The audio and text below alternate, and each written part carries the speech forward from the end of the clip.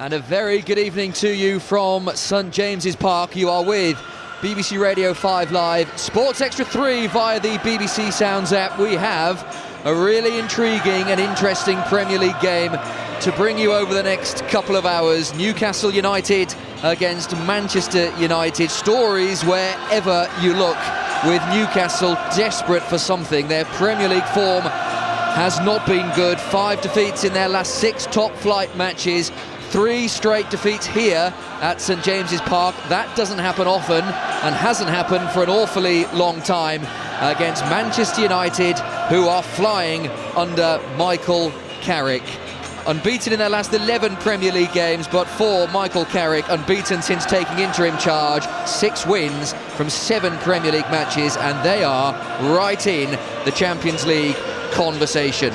St James's Park as atmospheric as ever. They might be going through it a little bit here, but the support remains very, very strong, and the support will be strong from the first whistle, which isn't too far away, as Peter Banks, the referee, flanked by his 2 assistants, leads out the 2 sides.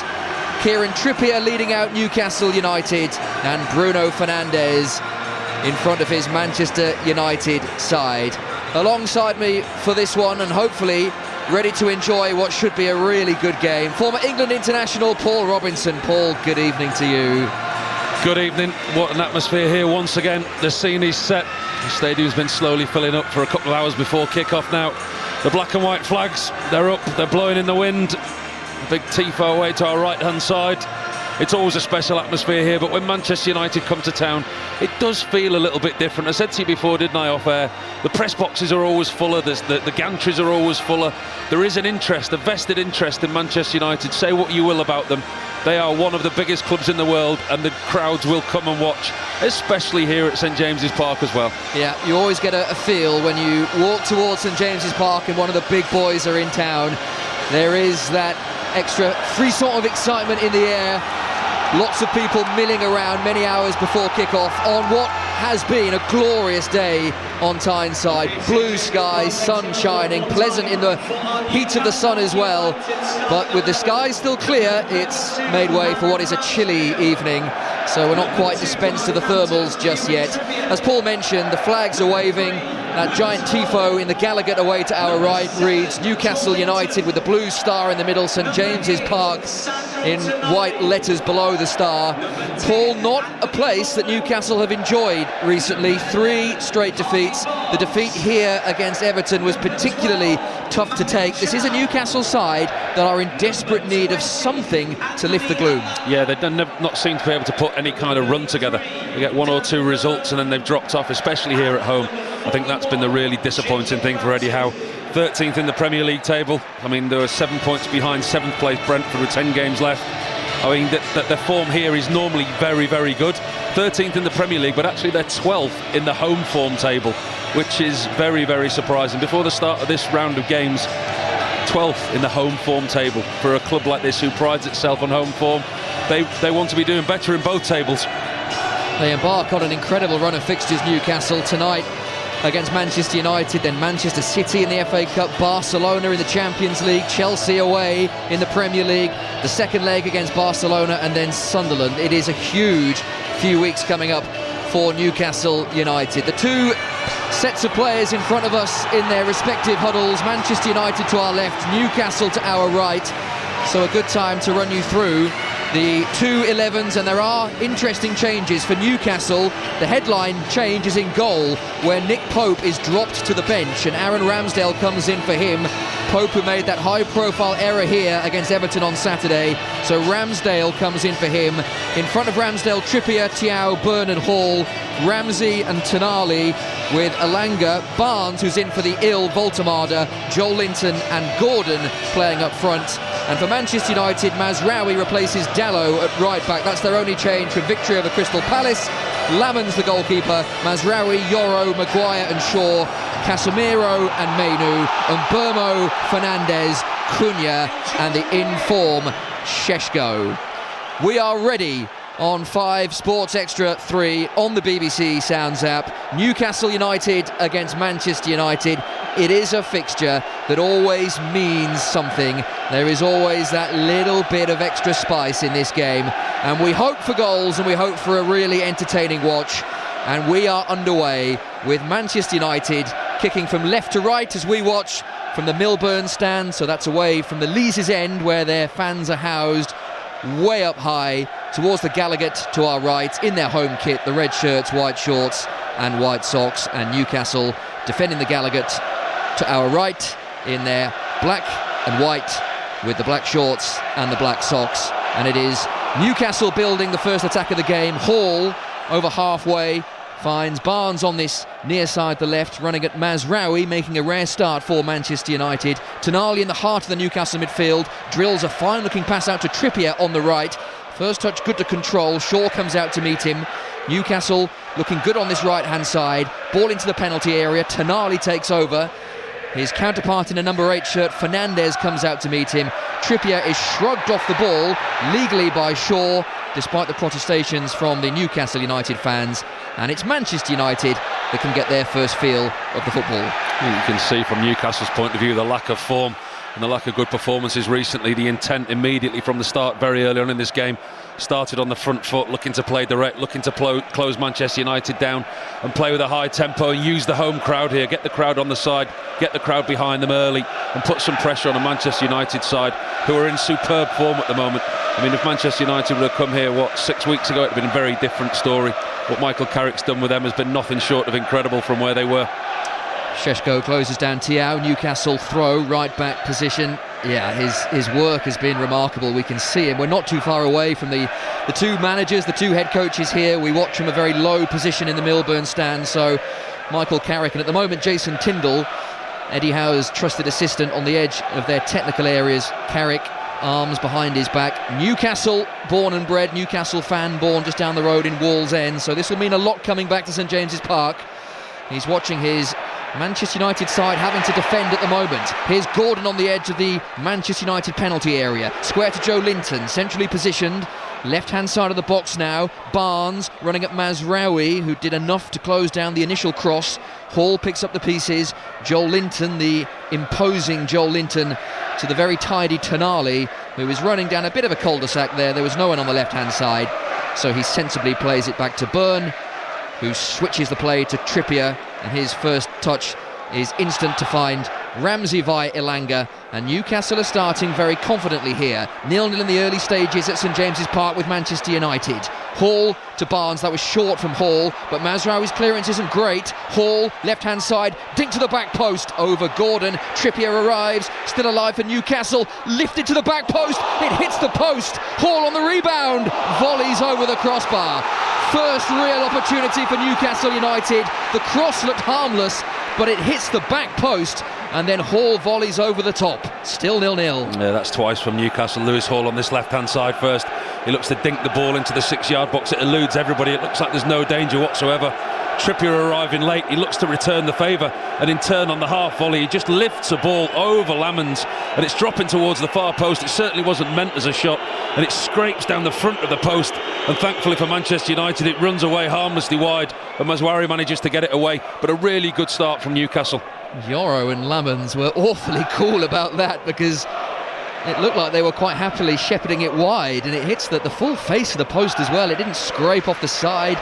That was very, very close to the opening goal of the evening here at St James's Park. Nearly 4 minutes played. Newcastle 0, Manchester United 0, but a very front-footed, positive start from the home side, who general consensus, Paul, has been that the performances have not been too bad here at St James's Park. They're playing well enough to win games. They've just been let down by costly errors, and it's an error that's led to the change in goal with Ramsdale replacing Nick Pope. He got a touch of the ball there, Ramsdale, to move it quickly out of danger. I think he'd probably have wanted to play more football when he came here, Aaron Ramsdale, whether that was the conversation that he had with Eddie Howe before he made the move. But actually Nick Pope came out with the side and he got his place back in. It's taken Ramsdale a while to once again win his place. Elanga, the former Manchester United player, to Gordon.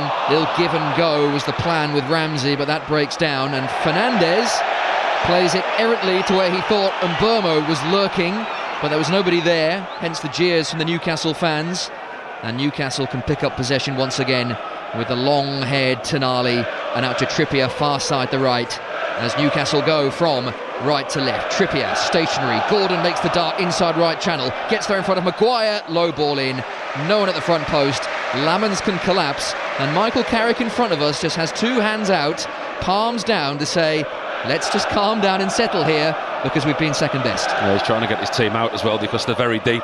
They're allowing Newcastle possession. Is she not going to come here and dominate the possession? But actually they're a team now under Michael Carrick that will sit in a defensive shape, and they're comfortable in that.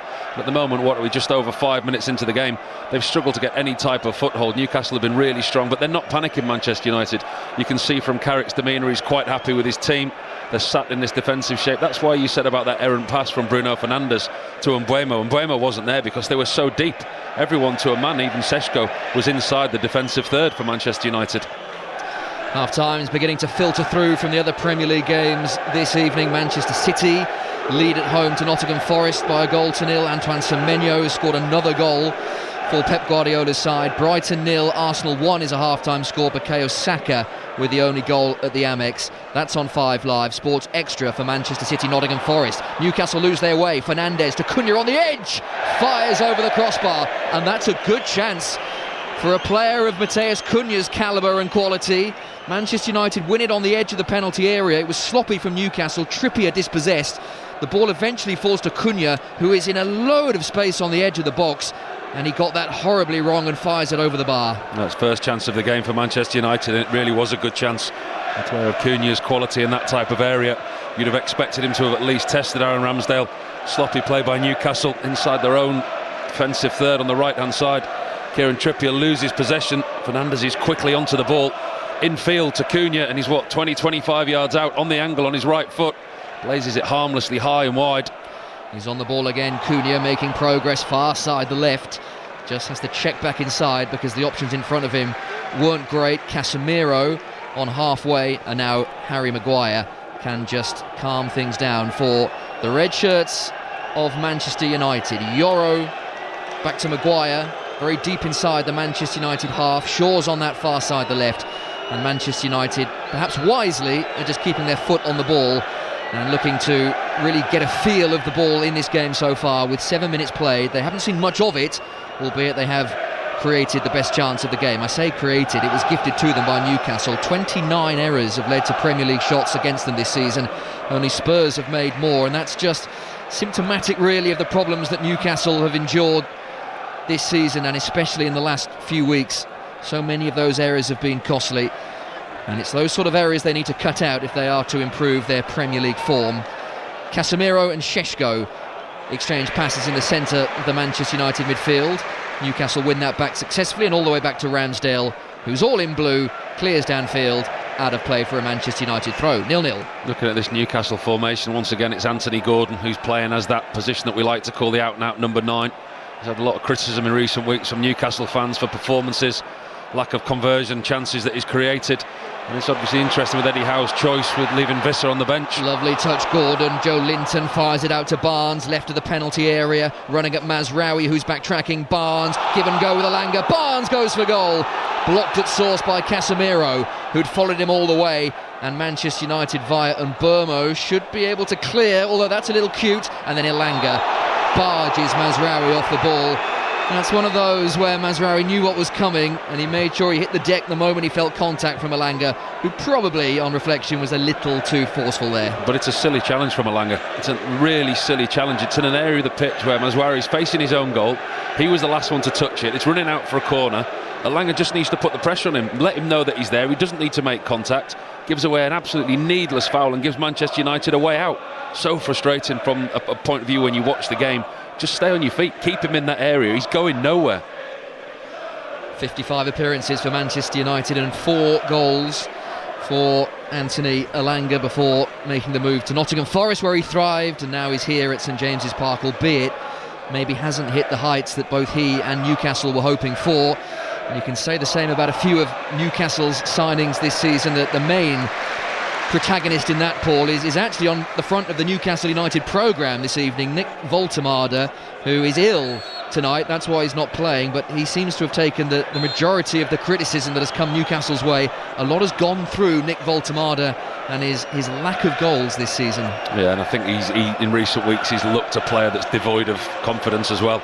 I think the last time I saw him here, he kind of played in a number 10 position, and he looked completely lost in the formation. He had a really good start to his Newcastle career, and it's difficult as a player. I've been there myself when you're not playing very well, but you're playing in a team that's not playing very well. It's hard to get your own confidence and performance levels up when the players around you are not playing well. But he and Anthony Gordon have been two of the scapegoats for Newcastle. Casemiro turns on halfway. Mainu not said his name too much, and he wins a free kick there. Ramsey was snapping at his heels. Manchester United get on with this quickly. Over halfway, we can see the shadows of the players alongside, floodlights shining brightly down at St James's Park. Cunha, nice feet away from Trippier, left of the box, low ball across. Šeško leaves it, was too far in front of him, and Mbeumo was in no real place and position to capitalise on that. Newcastle scramble away, but Mazraoui will pick up the loose ball near side the right, couple of yards in from the touchline. The bearded Mbeumo, and now Casemiro on halfway again. Manchester United just beginning to grow in confidence, although Casemiro's rather loose pass down the inside right channel to no one in particular, and Newcastle have this throw. That's more joy for Manchester United down the left-hand side. Matheus Cunha is again, gets the wrong side of Kieran Trippier and actually plays a really good ball across the box, right across the 6-yard box, but they were caught on the heels, Šeško and Mbeumo, and Mbeumo wasn't even in the box. It was an opportunity for Manchester United if they'd have timed the runs. Chelsea have a 2-1 lead at Aston Villa. João Pedro has scored both of Chelsea's goals, the second in the 51st minute of the first half, so plenty of stoppage time at Villa Park, and Chelsea have the lead after Douglas Luiz had given Villa an early advantage. So Chelsea 2-1 up at Villa Park. Manchester City 1, Nottingham Forest 0, Brighton 0, Arsenal 1, and the other game Fulham 0, West Ham 0. All of those 7:30 kickoffs, so all of those now at half time, and all available for you mostly via the BBC Sounds app, with the Fulham West Ham game available on the BBC Sport website and app. Newcastle have a throw, and of course it'll be a long throw, which is very much in vogue this season, although Hall fools everyone and goes short. Tonali was in space on the edge of the box, he floats it to the back post, Gordon was there, so too was Shaw. The volley hit goalwards by Elanga was well hit, but a couple of yards wide. Lamans wasn't too fussed with that, but another half chance for Newcastle. And that's well worked from Newcastle.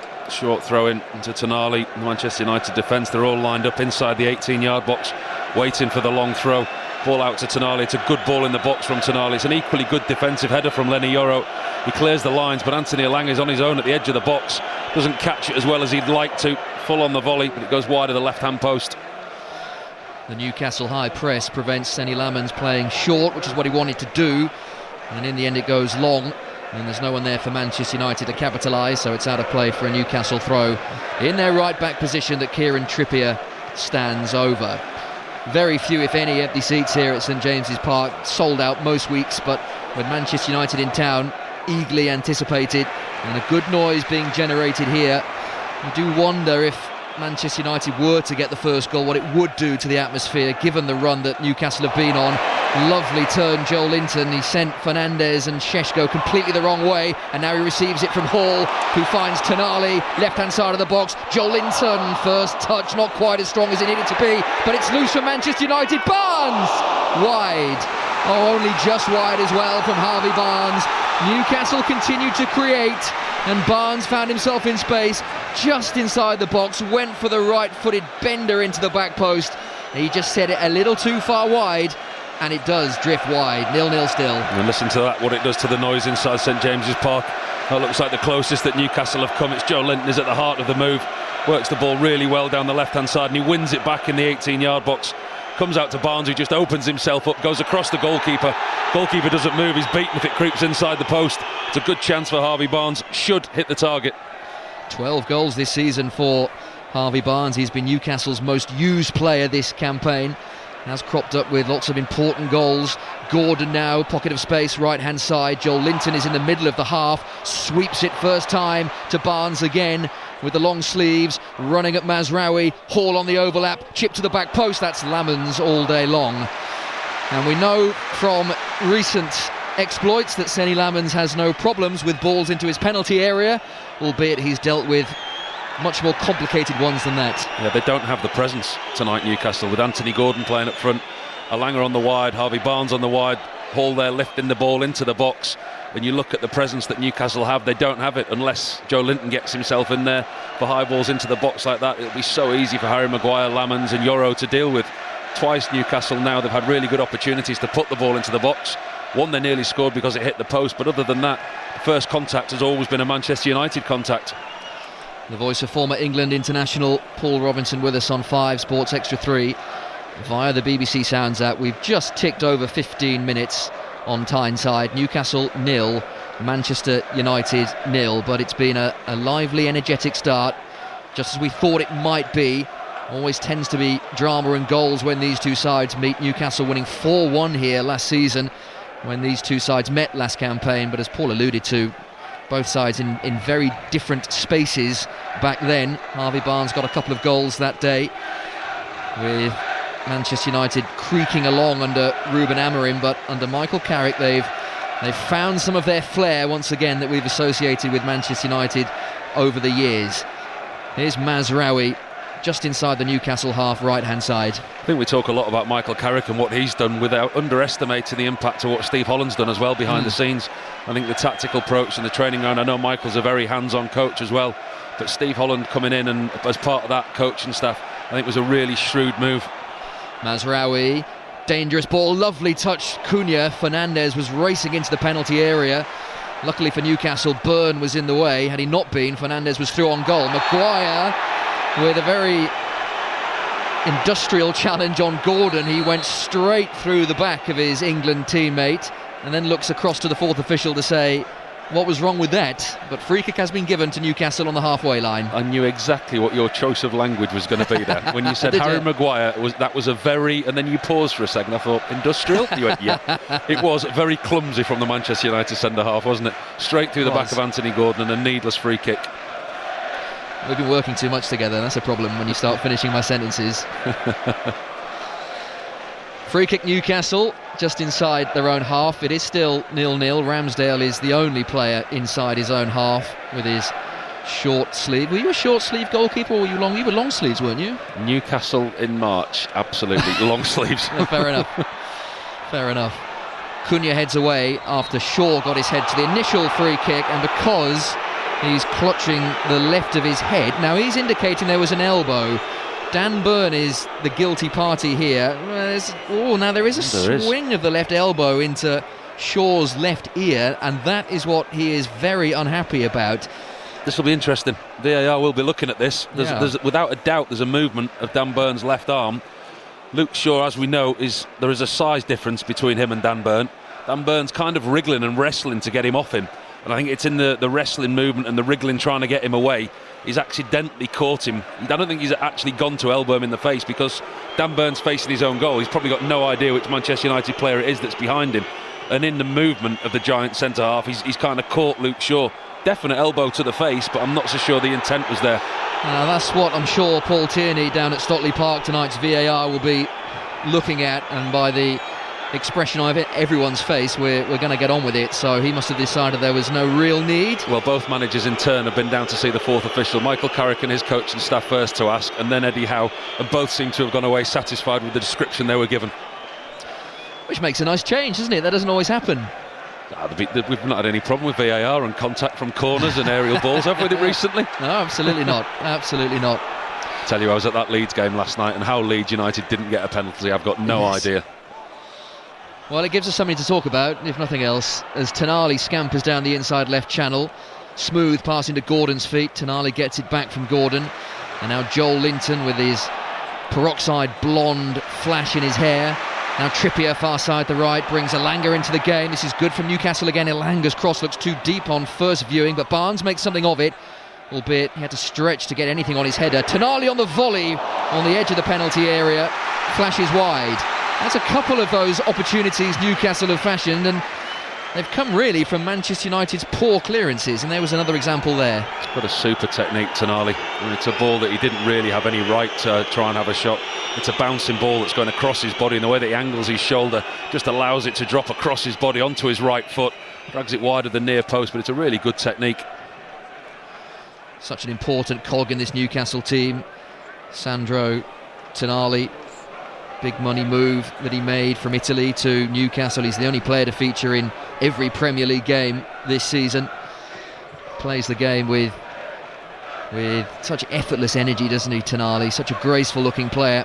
And he's on the ball again here, kills the ball stone dead. Joe Linton has lots of space actually in the middle of the half and plays it slightly behind Trippier, but no harm done. Trippier can collect, heads into Manchester United territory. There's no great pace to this Newcastle United attack that's still in its early stages, very close to the halfway line. Tonali, that is behind Hall, and he will do well to keep this in play. And in fact, Mbeumo gives him a little nudge, and that's fairly needless as well from Brian Mbeumo, because I'm not sure Hall was getting there, and even if he wasn't doing a great deal with it. And Mbeumo gave him a shove. Hall goes down. Newcastle free kick. Pointless again. A free kick given away when he would have had possession from a throw-in. There was absolutely no way that Lewis Hall was keeping that ball in, and if he was, the best thing he could have probably done was swing it towards his own goalkeeper in hope it didn't go out for a corner. Brian Mbeumo gave away a foul right in front of the Newcastle dugout for no reason. Newcastle will certainly take it as Ramsdale has it in the penalty area. Jacob Ramsey to Malik Thiaw, and Newcastle making progress on that far side, the right again. They've had a lot of joy on that right side. Maguire and Lamans need to make sure their communication is right here, and it was, with both converging on the same ball, but the goalkeeper all in yellow with a loud call, collapses on the ball and gets Manchester United moving forward again. In good form, but not with a good record here at St James's Park, losing their last three.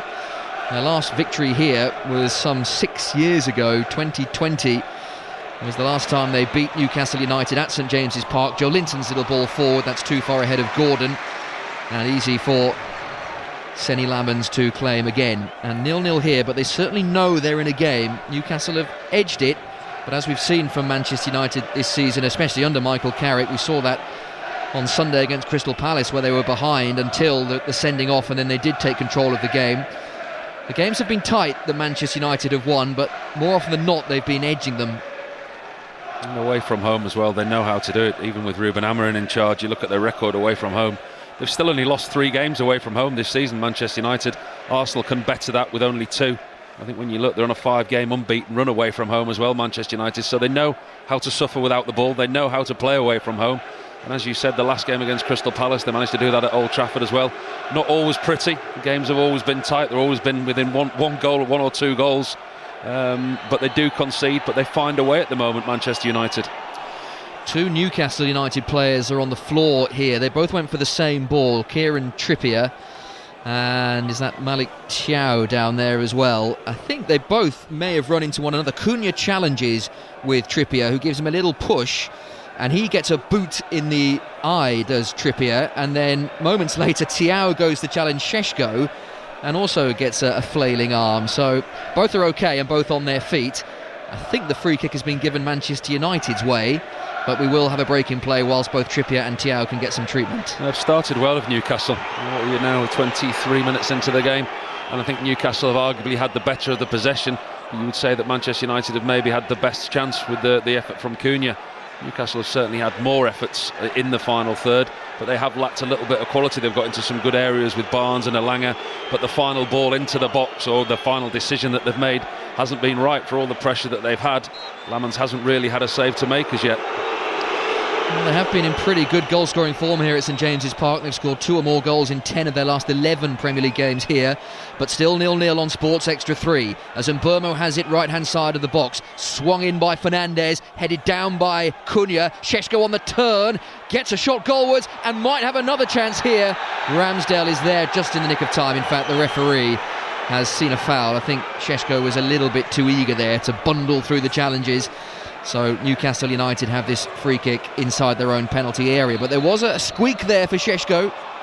And that's what he gives you when he's playing in the form that he's in, and the presence that he has, because it was such a simple ball back to Bruno Fernandes, and it was almost a no-look cross, because he knew that Šeško was going to be in there, in and amongst the 6-yard box, in and amongst the bodies in the black and white shirt, and he'd have a chance of winning an aerial ball. Bruno Fernandes didn't even need to look. The ball was played back to him on the angle, right-footed, in-step, whips it into the box because of the presence of Šeško.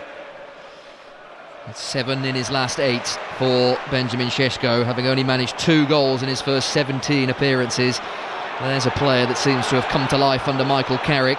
Trippier is making good progress on that far side, the right. Elanga to the byline, his cross again a little heavy, in fact is too heavy. Barnes made something of the last one, couldn't make anything of that, and it's out of play for a Manchester United throw. Once again, the lack of quality in the final third. Elanga gets into a really good position. Luke Shaw's not close enough to him. He's got 5 or 6 yards of space. You'd think a player of his quality, it's a simple delivery or a reverse pass into one of his teammates. Takes the wrong choice, and the execution of the cross once again was poor. Yeah, another example of Newcastle not taking advantage of these advantageous positions that they find themselves in. Newcastle 0, Manchester United 0, under the lights at St James's Park, shining brightly down from all angles.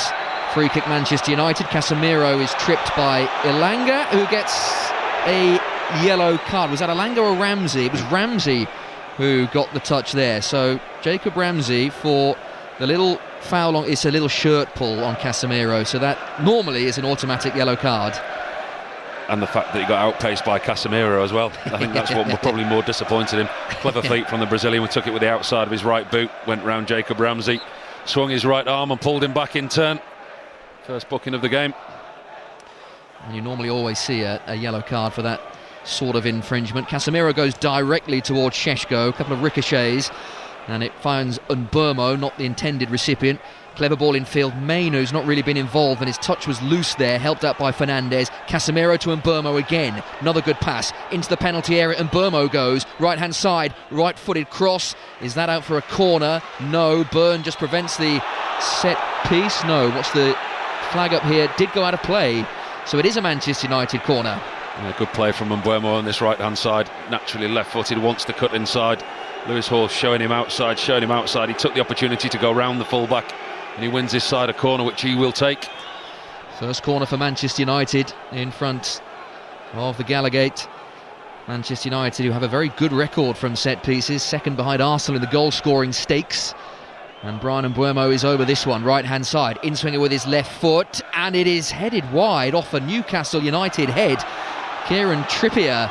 There were several Newcastle players there, seemingly going for the same ball. As always, plenty of pushing and shoving. It's very difficult to see actually who that did come off last. It was Kieran Trippier. It's not gone far wide of the far post either. The joint of post and bar is a lovely ball to the back post from Mbeumo. I'm not so sure Trippier knew too much about it. Fernandes now on that far side for Manchester United to take this corner. One arm in the air, right underneath the crossbar. Burn heads away before Ramsdale could collect, and in fact, even if Burn had not got there, it looked like a comfortable catch for Ramsdale. Fernandes keeps this move going for Manchester United. However, his touch is too far ahead of Mbeumo, and that's out of play for a Newcastle United goal kick. We have played 27, nearly 28 minutes at St James's Park, and still we wait for the first goal. It's a really good defensive header from Dan Burn. I'd have loved to have a player like that in front of me when I was in goal. You know, what you do is you mark zonally or you man mark within the 18-yard box. You always leave a player like Dan Burn free, and all you say to him is just go and attack it, and he does that so often and so well. You would have had some fine exponents of that skill in front of you during your days. Who is the best? A Ledley King, someone like that? Well, I had a few. That's why I played for so long. I don't believe that. I'm sure they'll say the same about you as well. Well, I kept him busy. Well, goalkeeper's very much the discussion point tonight with Nick Pope on the bench, Aaron Ramsdale in. It does raise the England question as well, with the World Cup not too far away. Joel Linton through the centre circle, rampaging towards the edge of the Manchester United box, finds Gordon. Another example of an intricate pass that doesn't quite work out. Manchester United clear, but Newcastle have it back once again. Joel Linton's header, Ramsey level with the edge of the box, right hand side. Trippier overlaps, ignored. Joel Linton instead picks it up, but did have the look of a move that was always likely to fizzle out, and fizzle out it did. Cunha to Mbeumo, Hall just in front of Bryan Mbeumo, but he gets it back still, the Manchester United forward, and brings Mazraoui into the game, who has taken on the Paul Robinson approach of not only the base layer but the gloves as well on this nippy evening at St James's Park. Šeško's first time ball, and Mbeumo near side the Manchester United right as they go from left to right. Back into the own half it goes. Yoro and Casemiro once again also in the base layer and the gloves, and Harry Maguire, who turns 33 tomorrow, as you very kindly noted for me just before the game. He's doing well, Maguire, at the moment. He's in a good vein of form. There's a lot of talk about him getting back in and around the England squad, and do you take him to the World Cup? And I think that's a debate that certainly he has put himself into because of his recent form. No coincidence that it's since Michael Carrick's come back in and he's getting a run in the side, and it's a settled back four that he enjoys playing in. I think as a leader both on and off the field, he's a very good addition at the moment for an England squad. Certainly a conversation anyway. Well, it wasn't always an automatic starter under Ruben Amorim. Harry Maguire, as Aaron Ramsdale has saved possession here for Newcastle inside the Newcastle box, and even despite Amorim playing a back three in which Harry Maguire tended to thrive in, especially for England under Gareth Southgate when he went that way, but he is back very much as a first choice for Michael Carrick. You can say the same about Kobbie Mainoo in the heart of the Manchester United midfield as well, who barely got a look under Amorim but has started every game under Michael Carrick, albeit he's been fairly quiet so far in this game, has Kobbie Mainoo. We have 15 minutes to play until half-time, and after what had been a bright start for Newcastle and a bright start to this game, it has just lost a little bit of its fizz in the last 10 minutes or so. And even though we've had a couple of half chances for both, the Cunha effort just over the bar for Manchester United, we've had Barnes and Tonali from distance for Newcastle, we are still waiting for what you'd call a clear-cut opportunity. Maybe it comes now as Mainoo has it in midfield but won't get that time and space. Ramsey quickly closes him down, and then Newcastle lose their way. This is all a little bit scrappy. Maybe Fernandes can bring some quality to proceedings. His low ball into the box, blocked by Tonali, and then Byrne can dink it downfield where Gordon miscontrols. And this has not been the most secure 5-10 minutes from both sides, who are giving it away relatively frequently. The turnover possession is quick at this spell of the game. Newcastle dominated the early stages. Manchester United, they've sat off, and to their credit, they've soaked up what Newcastle have had to give them, which has been a dominance in possession and probably territorial advantage as well, without really creating too much in front of goal. Whereas now Manchester United, you can see them getting some kind of a foothold in the game. They've always got a threat down this right-hand side with Mbeumo. One-on-one with Lewis Hall. He's been isolated twice now. Shaw looking good on that far side, the left for Manchester United, approaching the penalty area, but found his path to goal blocked, so we're all the way back with Casemiro. Base of the centre circle, almost stationary the ball now. Then the clever reverse. Cunha is fouled by an eager Thiaw, and Cunha waves his arm in the air to suggest he's got a knock that needs treatment here. It was a clever ball from Casemiro. Cunha in front of Thiaw, who came barrelling into Cunha. It's a definite free kick as Thiaw catches Cunha quite painfully on top of the left foot. And it's a straight ball into Cunha. He was running across the front of Thiaw. He arrives late and he does catch him, and it is a definite free kick for Manchester United. But as you say, the pace had really slowed. The ball was stationary at the feet of Casemiro. The lack of movement in red shirts in front of him, and it was Cunha who made his way infield, and he drew the foul. Free kick in what looks like a fairly dangerous position for Manchester United, but you would feel it's just too far out for a shot for Aaron Ramsdale. The Newcastle goalkeeper choosing not to erect a wall, which, you know, I don't mind from that type of distance, because in the training ground you'd back yourself 10 times out of 10 to not be beaten from that type of range. When you put players in between you and the ball, you cause yourself more of a problem sometimes.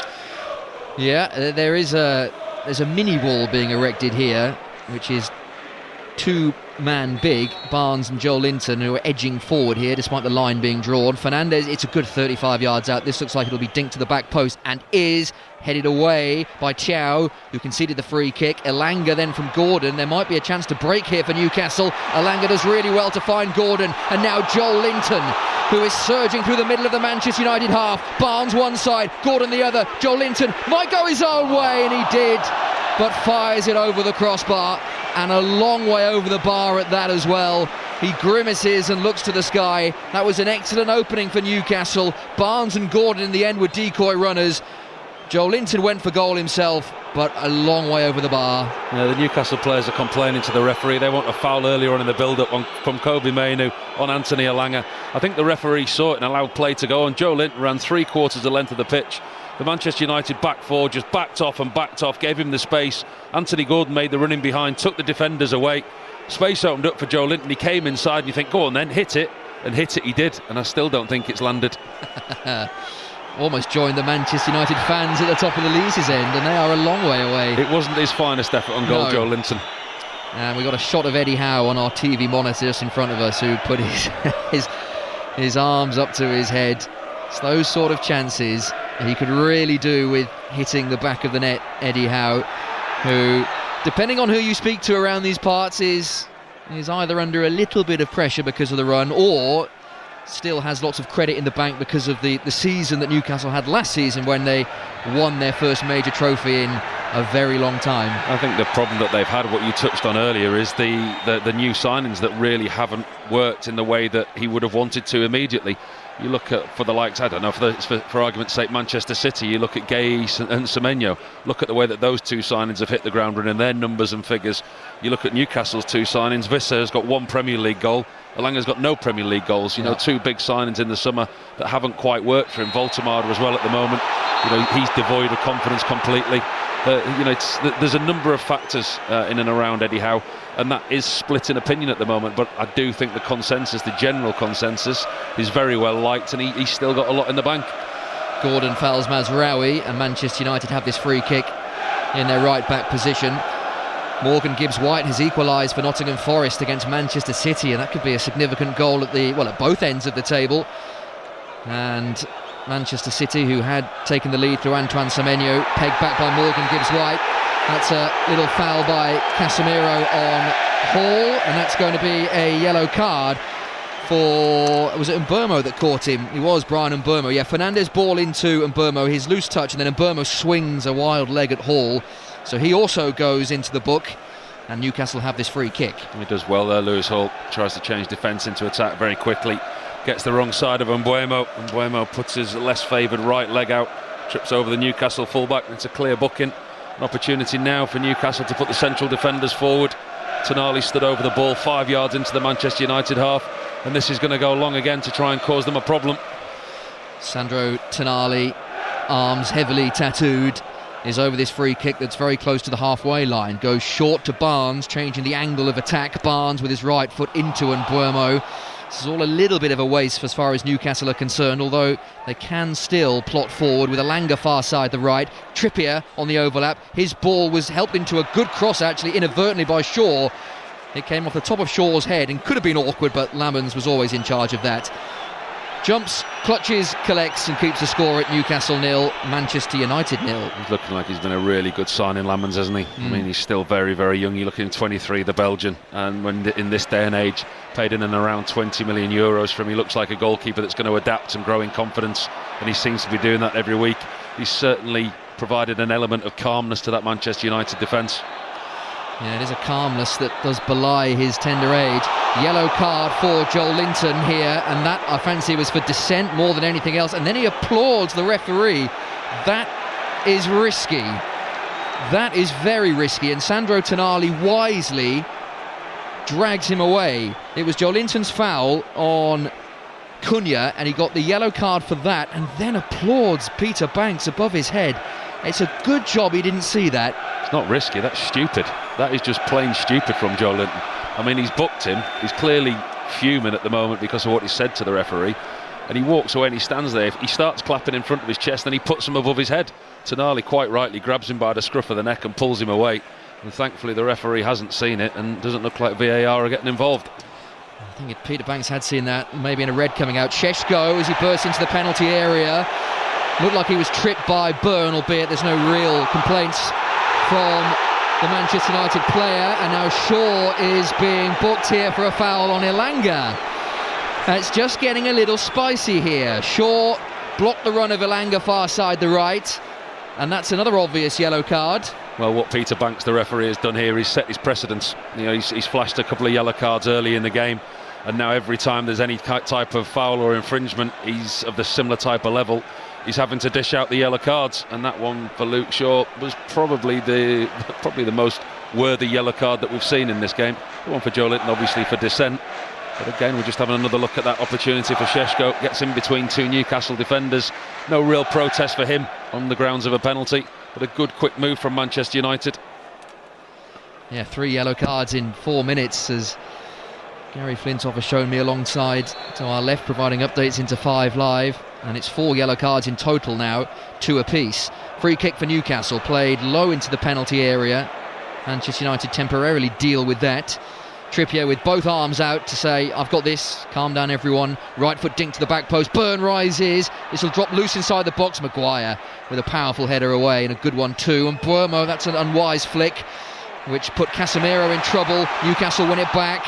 Ramsey, Casemiro went sliding into a challenge, and a good job for him, he didn't connect, otherwise that would have been a 5th yellow card. Joel Linton now evading a couple of challenges, and now Tonali swings it out to Elanga, who's on the far side, the right. The energy level is increased, helped by those yellow cards. Elanga into the box, step over, cross, it's there at the front post for a combination of Barnes, who was close, so too Gordon. In the end, it was Lamens who took control and collapses on the ball. And the score remains 0-0 with 5 minutes to play until half-time. No end product again from a black and white shirt. Elanga, he's been the main culprit of that in the first half. He's had some really good possession, some good runs down the right-hand side, gets in the position again. And once again, the final delivery into the box is arguably poor. It could have been a better delivery. Newcastle didn't really create anything. He did well. He had 1 or 2 step overs, got around the outside of Luke Shaw, got in a dangerous position, but then wasted the final ball. And that's been the story of Newcastle United's half here on 5 Sports Extra 3 via the BBC Sounds app. They looked threatening up to a point and then just cannot find that final pass. As Mazraoui comes over halfway, the Fernandes flick looked good for Mbeumo, and Mainu goes in for a challenge on Hall. Referee was right on top of that, waves play on. Mainu did get a fair chunk of the ball. Cunha passes responsibility to Maguire now, who's on halfway and is sidling forward with no great pace. Again, the ball is stationary. The dreadlocked Yoro with the right-footed ball, that's clever. Šeško, chest control that takes him wide of the penalty area. Good strength to shrug off Thiaw, but the ball back to Mbeumo wasn't great. However, good feet from Šeško to win it back. Mbeumo across the box. Mainu's right foot shot is brilliantly saved by Ramsdale. And out of nowhere, Manchester United nearly take the lead. Mainu's right foot shot across his body, that was heading in until Ramsdale prodded it wide. Still United on the attack, Manchester United. Mainu dispossessed on the edge, Thiaw clears. Manchester United ending this half strongly. Still 0-0 with Newcastle. Maguire dispossessed by Gordon, now he's out of position if Newcastle can maybe exploit that, but this counter-attack is not being developed with any great pace, and in fact they lose it. Mbeumo fouls Lewis Hall, and Newcastle have this free kick left back position, but that was a good opportunity for Kobbie Mainoo. Well, that's the best bit of football in the game, it really was. Well worked on the right hand side by Mbeumo. He wins the ball back for Manchester United, and Kobbie Mainoo is on the angle of the 18-yard box, 2 or 3 yards outside the box, and with his instep he swings it high and across Aaron Ramsdale. It's heading for the far top right hand corner. Newcastle goalkeeper moves his feet superbly well, goes up with his right hand, and it's a great save because the ball's always going away from him. It's a great technique from Kobbie Mainoo with the inside of his foot up and over the goalkeeper. It looks on the angle where we are, right behind it. It's creeping into the far top corner, and the next thing you just see Aaron Ramsdale fly into the picture and tip it round the post. Some big goals elsewhere in the Premier League. At the bottom of the table, Manchester City back in front at home to Nottingham Forest. Rodri has scored at the Etihad, and West Ham lead at Fulham. Crescenzo Somerville has scored at Craven Cottage, and at Villa Park, Chelsea now 3-1 up away at Aston Villa. Cole Palmer has scored there. Sports Extra for Manchester City Forest, Sports Extra 2 for Villa Chelsea.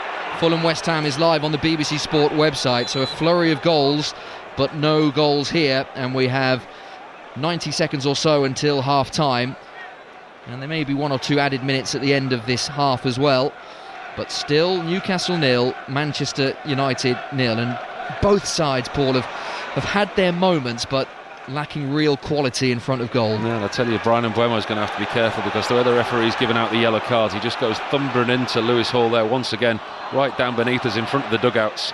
Players have been booked for less than that in the first half, and he's already carrying a yellow card. Joel Linton and Ramsey, the 2 on yellow cards for Newcastle, and Buemo and Shaw for Manchester United. And yeah, the spicier this gets, the likelihood of a red card increases. It's the red shirts of Manchester United, with Cunha, red base layer to match his red shirt, and he glides away from Trippier. He's into the box, left hand side. Cunha's effort parried by Ramsdale, and Buemo on the rebound over the bar. That's another big chance for Manchester United, and one that you'd fancy Brian Mbeumo to score. Ramsdale makes the initial save, he parries it into a dangerous area, and Mbeumo arrives 7 yards out, And like many of his predecessors in this game, he blazes over the crossbar. Well, he gets lucky there, Aaron Ramsdale, because he makes a save, but he parries it into an area into the middle of the goal, and it hits his own defender. I think it's Dan Burn running back towards him. It inadvertently comes off Dan Burn's right knee, and it drops to Brian Mbeumo 6-7 yards out from goal on his right foot. Aaron Ramsdale's desperately trying to get back into his goal, sliding across the goal, trying to make the block, but Mbeumo on his right foot, high and over the bar. That's a super opportunity for Manchester United. It all came from Cunha down the left-hand side, getting the better of Kieran Trippier. Gets in behind on his left foot, forces the save. It's a poor miss that from Brian Mbeumo. I think that's probably the best chance of the game. Yeah, I'd agree with you there. 3 minutes of added on time at the end of this first half. Gordon with a clever ball. Ramsey in front of Lamons, goes down, and referee Peter Banks is going to point for a goal kick. He thought about that for a long time. Ramsey just in front of Lamons. He went down. Now what's the referee doing here? He's waiting for his VAR. The VAR are just going to have a look at it. It's a ball over the top into Anthony Gordon. He finds the ball with the outside of the right boot to Ramsey. Now there's a red card being shown. Now, who's he just shown that to? Peter Banks has shown a red card here, and it's a straight red. Is it for Bruno Fernandes?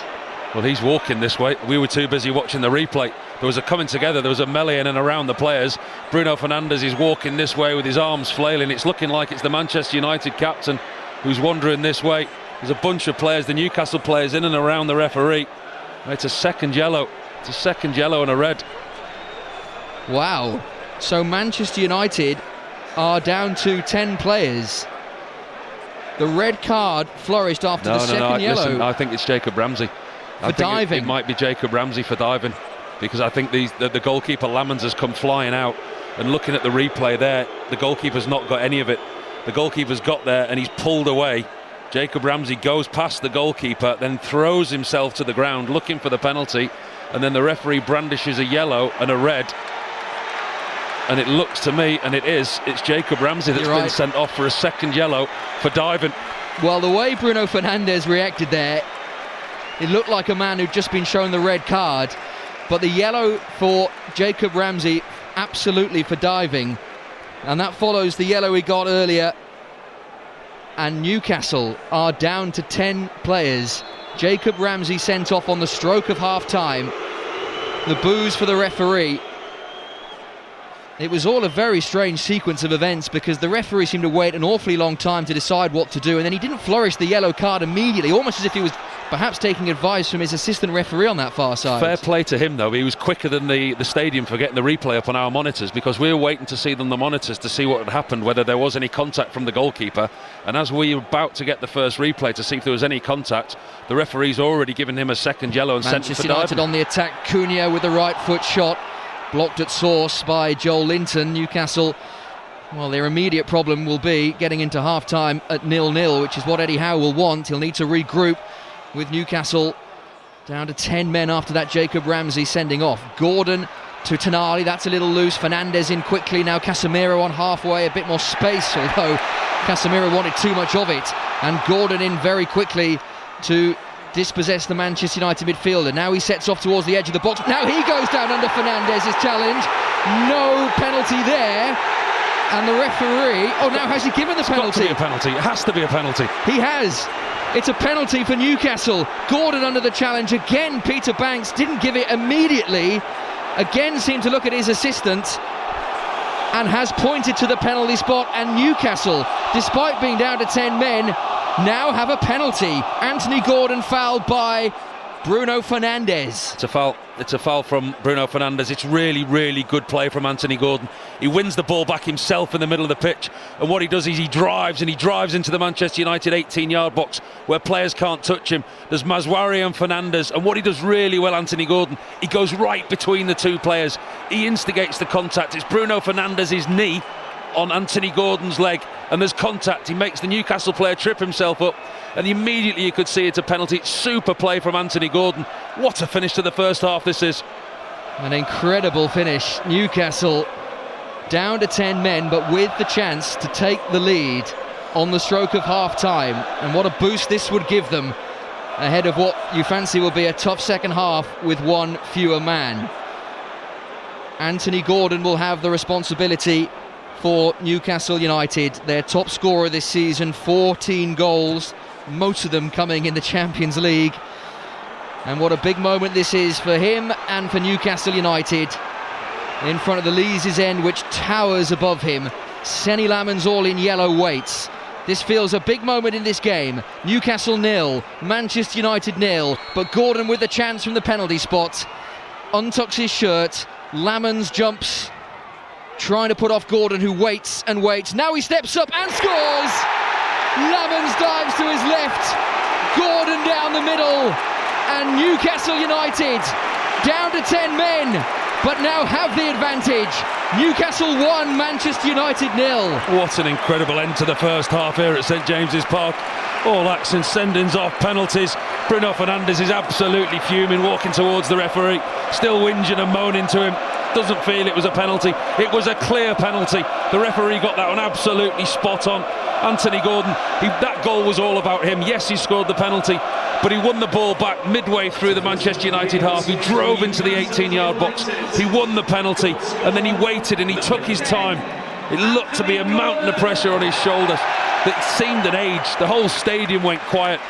Shaped to go to the goalkeeper's left-hand side. He just closed his foot, rolled it down the centre of the goal. Newcastle 1 up with 10 men with a half-time whistle imminent. And it is set up beautifully for the second half. Gordon's 15th goal of the season. Brave to go down the middle. Lamons dived to his left, but he's a tall man. He very nearly got there with the base of his foot, but Gordon put enough on it. No real celebrations from Eddie Howe and Jason Tindall. They know that there is an awfully long way to go in this game. But what a frenetic end to this half that was threatening to meander to half-time with no real action, but that Jacob Ramsey sending off, second yellow card for diving, and then Anthony Gordon, who did legitimately win a penalty over Bruno Fernandes' trailing leg, means we are at Newcastle 1, Manchester United 0. And what do Manchester United have in this period of additional time that we still play? And there is still time to play, even though we are into the 52nd minute. The cross is headed away by Trippier. Casemiro picks up the loose ball. Gordon now wins it for Newcastle, and suddenly there are black and white shirts streaming forward. Barnes one side, Elanga the other. Gordon in the central position onto his right foot, finds Barnes, angle of the penalty area, running at Mazraoui. He's away from Mazraoui, who got back at him and clears, only to Joel Linton, who heads towards Gordon. He's fouled, or felled at least, by Mainu. No free kick, says the referee. What an end to this half, and now Cunha is fouled by Tonali, and that will be a free kick to Manchester United, just over halfway. I must admit, Paul, I did not see this coming, and it's not over yet. Fernandes, free kick taken quickly. Mazraoui away from Hall, fouled by Hall, and that will be a free kick to Manchester United, just outside the penalty area, right-hand side. Don't want him to blow the half-time whistle. No. This has just caught fire. It's absolutely superb. The action at both ends. Manchester United attacking Newcastle at one point there with Anthony Gordon, Elanga and Harvey Barnes. They were 3-on-3 on the counter-attack.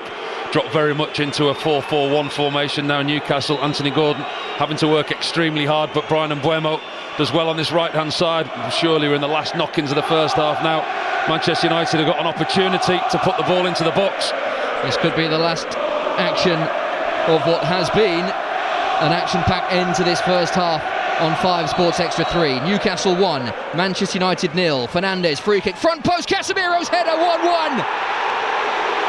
In front of the Gallagher, Manchester United are level, and it's Casemiro who heads in Fernandes' free kick, and no sooner had Newcastle taken the lead, Manchester United have an equaliser. Newcastle 1, Manchester United 1. Oh, what a game of football. We predicted a cracker before the start of the game, didn't we? 2 goals, sending offs, penalties. This game's had everything. Talk about free kicks all the time at the moment, don't we? Bruno Fernandes, it's a super ball into the near post, it really is.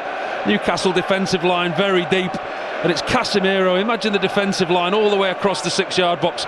Casemiro is the first one in that defensive line, almost on the point of the 6-yard box. He rises highest, he rises the quickest in front of Lewis Hall. Glancing header across Aaron Ramsdale. Not a lot the Newcastle goalkeeper can do. Well executed set play, and we still play. Not anymore. That is the half-time whistle. The boos for referee Peter Banks, presumably because of the red card for Jacob Ramsey. He did give Newcastle a penalty, which Anthony Gordon scored for 1-0, but Casemiro's equaliser for Manchester United, the cross from Fernandes, Casemiro's header. This place is vibrant, not particularly in a good way, but what a second half we have. Just listen to this. This tells you everything you need to know about Newcastle fans' feeling towards the referee Peter Banks, who, by the way, 5 minutes ago gave them a penalty. Listen to this as he nears the touchline. He's been flanked by his assistants. In fact, Joe Willock, who's a substitute, is very, very unhappy and having a word with Peter Banks. In fact, one of the assistants has to tell him to back off. So the feeling is not good here at St James's Park. Despite the penalty awarded in their favour, the red card to Jacob Ramsey has clearly irked the Newcastle United fans. The 2 yellows, the second for diving. Manchester United level through Casemiro's header. It has been quite an extraordinary end to the first half, and it sets us up, Paul, very nicely for the second. Oh, it was brilliant. It really was. I mean, it was a slow burner, but then when it caught fire, it certainly did do that. I mean, the red card ignited the flames, and then from there it's just got better and better. I think from Newcastle's point of view, Anthony Gordon's done really well, providing he was that lone figure when they went down to 10 men, winning the penalty. But his work rate off the ball is what won him the penalty. Worked extremely hard, won the ball back, got into the 18-yard box, won the penalty, dispatched the penalty. But then the drama wasn't over, was it? Manchester United have fought their way back in with a simple set play. We look at all the intricacy of set plays and the movement inside the box, but it's all about the delivery. I mean, we can talk about set plays for as long as you like. Unless the delivery is on point, there's no point in the movement in the box. And that was certainly a wonderful delivery from Bruno Fernandes. Casemiro at the near post. Second half is certainly going to be an interesting one. I don't think Newcastle will be as open as and expansive as they've been. Saw them in the 4-4-1 as the half finished. But Manchester United with 11 men will look to go on and win this game now. 19 points dropped from winning positions in the Premier League this season for Newcastle. They took the lead in this game, but they have been pegged back, and with one fewer man for the second half, it's a tough ask to get a win tonight. But we shall see what develops in the second half, and you won't want to miss it, because this game was a slow burner but has burst into life courtesy of the red card, the penalty and the Manchester United equaliser. So Newcastle 1, Manchester United 1. We'll be back for the second half in 10-15 minutes time or so. In the meantime, we're going to bring you some of the latest episode of the Wayne Rooney Show. The former Manchester United captain has been looking back at hostile European away games and a surreal meeting with Maradona. He started by telling us about his most iconic ground. It has to be the Bernabeu. Real Madrid playing against Real Madrid, I think it was 2013, I think it was. I always remember we played, I played off the right, I played right wing. We played Danny Welbeck off Van Persie, I think it was. And Ronaldo was playing off the left, and what's the Portuguese guy, the left back? Was it Contrao, was it? Oh yeah, Fabio Contrao. Yeah, he was playing left back, I think it was. And all the manager said to me was, when we lose the ball, get back and double up on Cristiano. So I literally, that's all I'd done the whole game. Was chase Contrao back and double up on Cristiano. Sounds fun. Yeah, so it was a tough game, but to play there, I've played there for England as well. I got subbed at half-time in that game. But yeah, to play there, and we got a good result. Danny Welbeck scored a header. I crossed in for corner. Welbeck scored, and we drew the game 1-1. He'd always perform well against but to play at the Bernabeu and Real Madrid, I think, such an iconic club, was massive. But then the return leg of that, actually, we were in the dressing room like 90 minutes before the game, and Alex Ferguson pulled me in and told me I was going to be on the bench, which I was fuming with, because I played our position, I've done a job for the team, helped us get a good draw away from home, and then he left me on the bench for the return leg, and we got beat. I come on towards the end, but the game was done. And it was that evening, actually, I went to Wings restaurant after the game, stole my tracksuit and went in, Maradona was in there. No way. So Maradona got a picture with him and stuff, and he had a suit on, full suit, tie, and then he gave me his time. It was a bit weird, like he took his tie off and put his tie on me, had my club tracksuit on. Have you still got it? Yeah, I've still got it at home, yeah. So did he say anything? Like, what did he say? No, he just gave me his tie. How did you two communicate? Does he even speak English? That's what I was kind of wondering. No, I've met him a few times. few times after that. But yeah, no, we got a picture and he took his tie off and just gave me his tie. Yeah. So it was strange moment, but I was fuming obviously after the game, being on the bench, and then we'd gone through, and so I'd gone out still fuming, having a few glasses of wine to drown my sorrows. Were you on your own? No, I was with Colleen, and there was a few of us actually to drown my sorrows. I don't often go out in my tracksuit as well, so my club tracksuit. So yeah, makes a change from pajamas. Yeah, I know, but that was obviously I got something good out of the night. Anyway, I got Maradona's tie. Amazing. You see the Burnabout.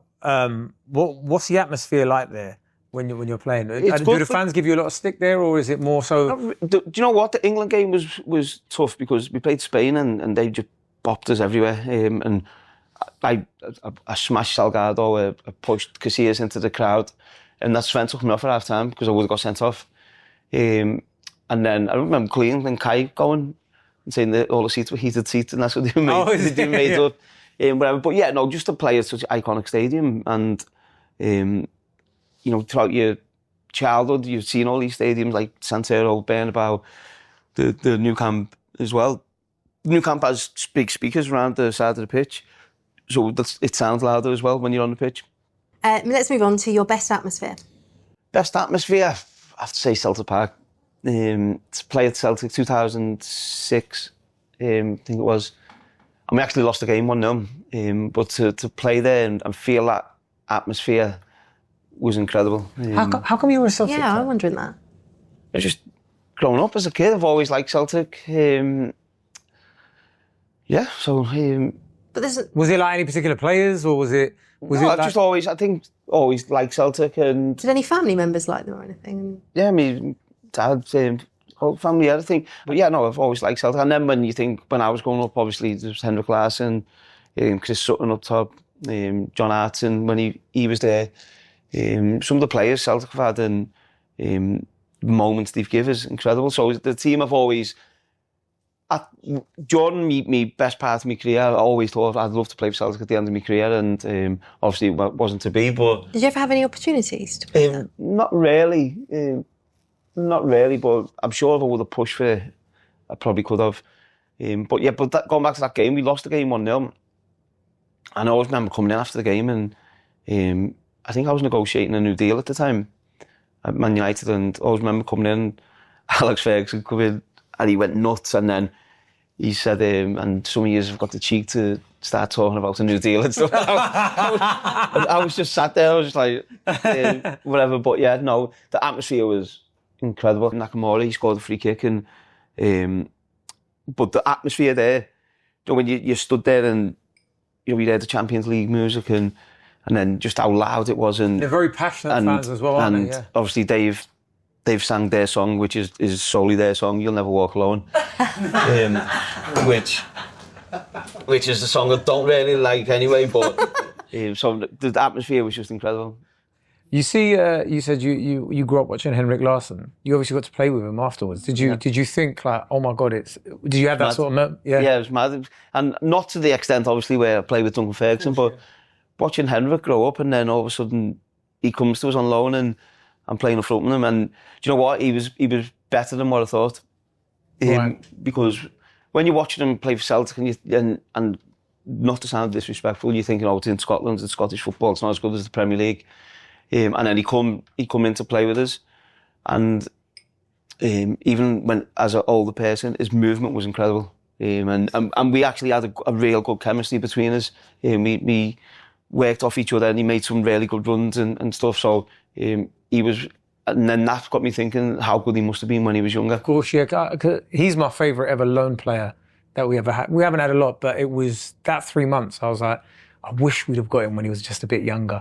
Was there anything you learnt from him on a training ground or anything like that as well? Just his movement was really good, because he'd lost the yard of pace as well, I think, when he came into us. So his movement had to be really good to get away from players as well. And so it was purely just his movement and watching him. And but then that understanding, I was always a player who really studied and watched my teammates, because I wanted to know what movements they make and what's the trigger for him making this run. So if it's a small little step to this way, to go that way, I used to really watch them closely, so I understood what they were going to do, so I could either pass it to them, or they're making a run to take a player away to make space. So watching him in training and then in games to play alongside him was special. Okay, let's finish on your all-time favourite European away night. Obviously, the final was a favourite one, but it's a neutral ground for us in Chelsea to play at. I think the favourite one was the semi-final against Arsenal. I think, obviously, it's always nice when you beat Arsenal away from home anyway, but I think they were confident that they'd win, and them to go there and we battered them. And actually, I should never have played in that game. I was ill the night before. I woke up about 3 o'clock in the morning, and I was like sweating, dripping in sweat. I was shivering, I was freezing. Then I was hot. So I phoned the doctor. The doctor come to my room, and then he gave me tablets. Still about 9 o'clock in the morning, exactly the same. So the doctor gave me so many different tablets to get through the game. I should never have played, really. And then after the game, we stayed in London. We stayed in a hotel. All the players and staff were celebrating and all went to bed. I stayed to bed, and for the next 3 or 4 days, I was in a bad way.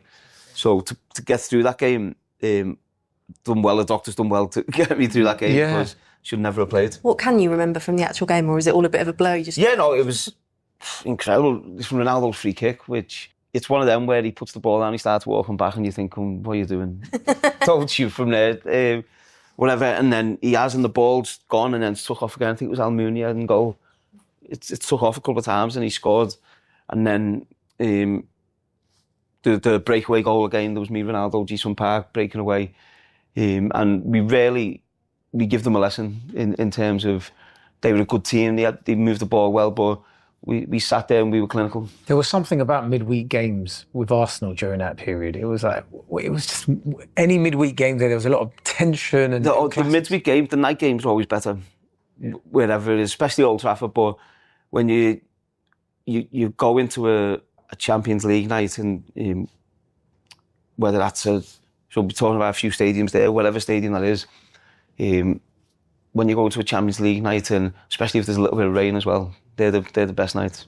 How come? What is it? What makes it different from it? Just makes the pitches a bit, when you see the floodlights and you see the rain coming through the floodlights, and the Champions League music, everything about it. And then if you win, obviously, and to win at the Emirates, the second leg of a semi-final tie, to go to a Champions League final, and it's such a special moment. I missed the Barcelona game at Old Trafford when Scholes scored. I was injured. In that game, I got injured in the Chelsea game, the game before, which I should never have played, because I took injections for the Barcelona game, took injections for the Chelsea game, but we'd already won the league, so I should never have played in that game, but Alex Ferguson wanted me to play. So it got that bad that I couldn't play the second leg.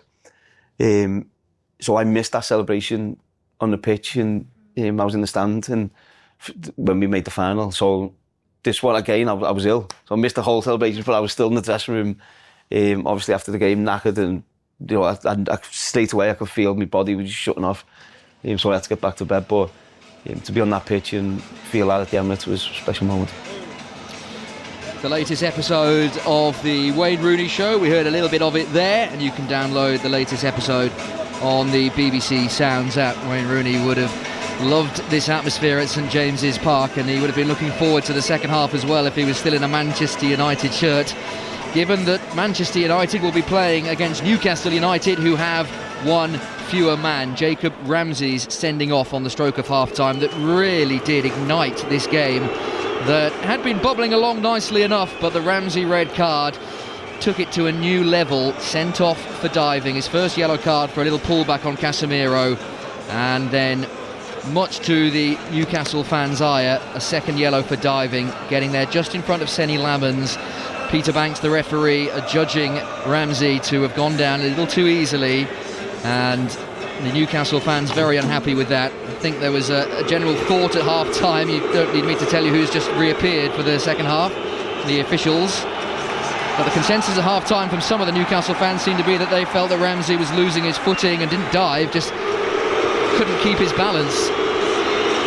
We shall see how the second half develops here on 5 Sports Extra 3, and we will be jumping across at some point onto BBC Radio 5 Live at the culmination of Arsenal-Brighton, Brighton-Arsenal, which is still 1-0 to Arsenal. There will be a change at half-time because Joe Willock has emerged and Harvey Barnes is the man who is being withdrawn by Eddie Howe. So maybe no surprise that there hasn't been a half-time change for Newcastle, who have to now negotiate the final 45 minutes with 10 men. So Joe Willock on for Harvey Barnes. We're just about ready to go at the start of this second half. Former England international Paul Robinson is watching on. Willock for Barnes, what do you make of that? Well, I don't really care. I just want more of the same, please, if that's all right. I thought it was a super first half. I think he's slightly changed it. Alanga and Joe Linton look to be the two players that will support Anthony Gordon, and Willock maybe in a slightly deeper role alongside Tonali. Aforementioned on the ball now, playing it into Dan Burn, but I think for Newcastle it's going to be about digging in now. They're going to have to suffer at times without the ball. They're going to have an attacking threat, which they've got in Alanga and Gordon, because if they do play deep, they've got that pace on the counter-attack and try and cause Manchester United a threat when they do have possession. Well, they're on the attack now and they've won a throw. Level with the edge of the Manchester United penalty area, right-hand side. Newcastle now going from left to right, so they'll have the support of the Gallagate behind them, or at least in front of them. They are attacking the Gallagate end, and they are in their black and white shirts, black shorts and black socks, going from left to right. Manchester United home kit, the red shirts, white shorts, white socks, with some defending to do. Trippier's throw is not particularly long, and it was hurled in at a very low trajectory, so cleared by the thigh of Mateus Cunha. Now to play for a Newcastle throw. It's the shortest long throw I think I've ever seen. It only just made it into the box. But I think, listen, there's a consensus of opinion in the press box, the press room at half-time, that maybe he was unfortunate to be sent off, Jacob Ramsey. Yes, it was an instigate. He went to the floor without contact, but actually there is a case there, maybe did he lose his footing, and I think that's probably to the disgruntlement of a lot of the Newcastle fans, who will obviously look favourable towards their own player. Without seeing it numerous times, it's very difficult. I think it's subjective, it's personal opinion. There was definitely no contact with the goalkeeper, but was he waiting for contact and he was off balance and then went down to ground unintentionally? Only he will know that, of course. But actually it didn't look great, and you can see why he went. Gave himself some thinking time. Peter Banks didn't give it straight away, almost as if the assistant referee was giving him some advice as well. He was close to it, it was his side. But you can make your own mind up. Match of the day tonight, 20-11, BBC One and iPlayer. And I'm sure it's one of those that if you're wearing red, you think good decision, and if you're in black and white, you do not think that. Here's Mbermo for Manchester United, right-hand side, deep cross, and there's no one there at the back post. Not sure who he thought was there, maybe Cunha, but he was a long way from it, and it's out of play for a Newcastle goal kick. No, they're not going to be in a rush to take the set plays now, Newcastle, whether it be a goal kicks or throw-in. Aaron Ramsdale's walked all the way to the right-hand side of this pitch to take the ball in hand off Kieran Trippier. Slowly makes his way back to the edge of his 6-yard box, and they're not going to try playing out in the second half. Newcastle, immediately he's got the ball, Ramsdale, it's on the 6-yard box line, and everybody in a black and white shirt departs towards the halfway line. There's actually only Malik Thiaw in the Newcastle shirt who's inside his own half. I hope he can reach Aaron Ramsdale. It's a goal kick that is hammered downfield and is met by a combination of Casemiro and Joel Linton. And here is Joel Linton again, far side the left for Newcastle as they go from left to right. Celtic in front at Pittodrie against Aberdeen in that big game at the top end of the Scottish Premiership. Celtic looking to go above Rangers, and they lead 2-1. That was an 8 o'clock kickoff. So around 70 minutes have been played there. West Ham have beaten Fulham. Now that's a big result at the bottom end of the Premier League table. Crescencio Somerville's goal. So Fulham 0, West Ham 1. Forest on the verge of a very good point at Manchester City. Still 2-2 there. And it puts Spurs in a bit of grief. They're at home to Palace tomorrow, a game you can hear live on 5 Live. And Burmo now going from right to left across the Newcastle half. That's a good challenge by Willock, who you fancy will be doing more defensive work than attacking, but he did his defensive duties very well there. Well, that's the option that he brings. He's a very good offensive player. We know that. We know that he can be effective in the opposition's half, but also will be able to put in a defensive shift alongside Tonali. Tonali, we know, will anchor that midfield alongside Joe Linton and now Willock. But Willock will be the one who's got the athleticism to join in with Gordon higher up the field. Has finished at the Amex as well. Brighton 0, Arsenal 1. So Arsenal continue on their merry way at the top end of the Premier League table, and Manchester City, unless something dramatic happens at the Etihad Stadium, will be dropping points. Newcastle 1, Manchester United 1, 5 Sports Extra 3, as Sandro Tonali stands over this free kick for Newcastle, just inside the Manchester United half, dinked with his right foot towards the edge of the Manchester United box. Elanga doesn't win his header, Willock to no one in particular. Sheshko heads that away, Cunha can nod down to Mainu, and maybe Manchester United can build, but very quickly Willock is in there with the challenge. Tonali and Thiaw at close quarters, and Tonali skips away from Mainu. Now there's space in front of him, halfway through the Manchester United half, and that's not a great pass from him for a change. Mazraoui wins the ball back, and now Manchester United can break. It's with Cunha, who's approaching the edge of the Newcastle box. Left-hand side, Fernandes wanted it to feet, and Cunha played it in front of the Manchester United captain, and that's a rather tame end to what was a promising Manchester United attack. For all they've got themselves back into the game, Manchester United, and you'd expect them to be the dominant team in this second half, there's been no real fluidity to their play. Passes have been misplaced in the final third, misunderstanding there between Bruno Fernandes and Cunha. And at the early stages, the very early stages of this second half, you wouldn't know that Newcastle were down to 10 men. It has finished at the Etihad Stadium. Manchester City 2, Nottingham Forest 2. So Arsenal have a 7-point gap at the top of the Premier League. Manchester City do have a game in hand, but it's looking very good for Arsenal, and that's another very big win for them on the South Coast, and that's a very disappointing result for Manchester City, but a very good one for Nottingham Forest, who would have taken a point all day long. And West Ham may have won the game against Fulham, but they are still in the relegation zone, although both Forest and West Ham are now level on 28 points, and Forest have a better goal difference by the margin of 4. So it's looking very, very interesting down at the bottom end of the table. We have played 6 minutes of the second half at St James's Park. Newcastle 1, Manchester United 1, and it's not been, I think, Paul, the start to the second half that we anticipated, because actually it's Newcastle that have had most of the ball, even though they've got one fewer man. Well, they started the first half extremely well, Newcastle, and they've come out the second half, they've made that change. As I say, you wouldn't know that they were down to 10 men the way that they've started the game. They've dominated the possession. Manchester United, once again, the way they started the first half, they've sat off, they've sat deeply.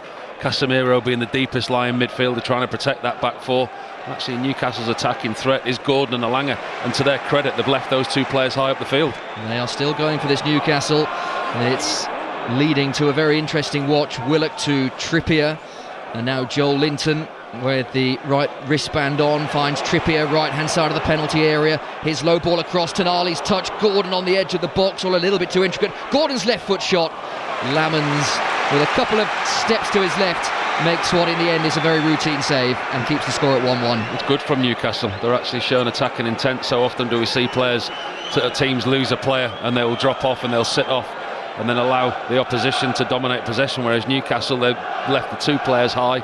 And you can see what Eddie Howe's wanting to do. He's wanting to still go at Manchester United. He feels that there's something here for Newcastle, and the best way for them to do that is by playing on the front foot. 5 defeats in their last 6 Premier League matches.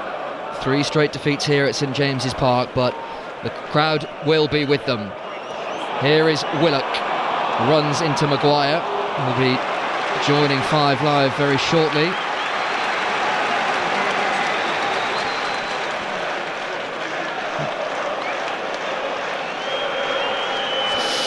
Thank you, Ali. What an interesting game we have witnessed here at St James's Park.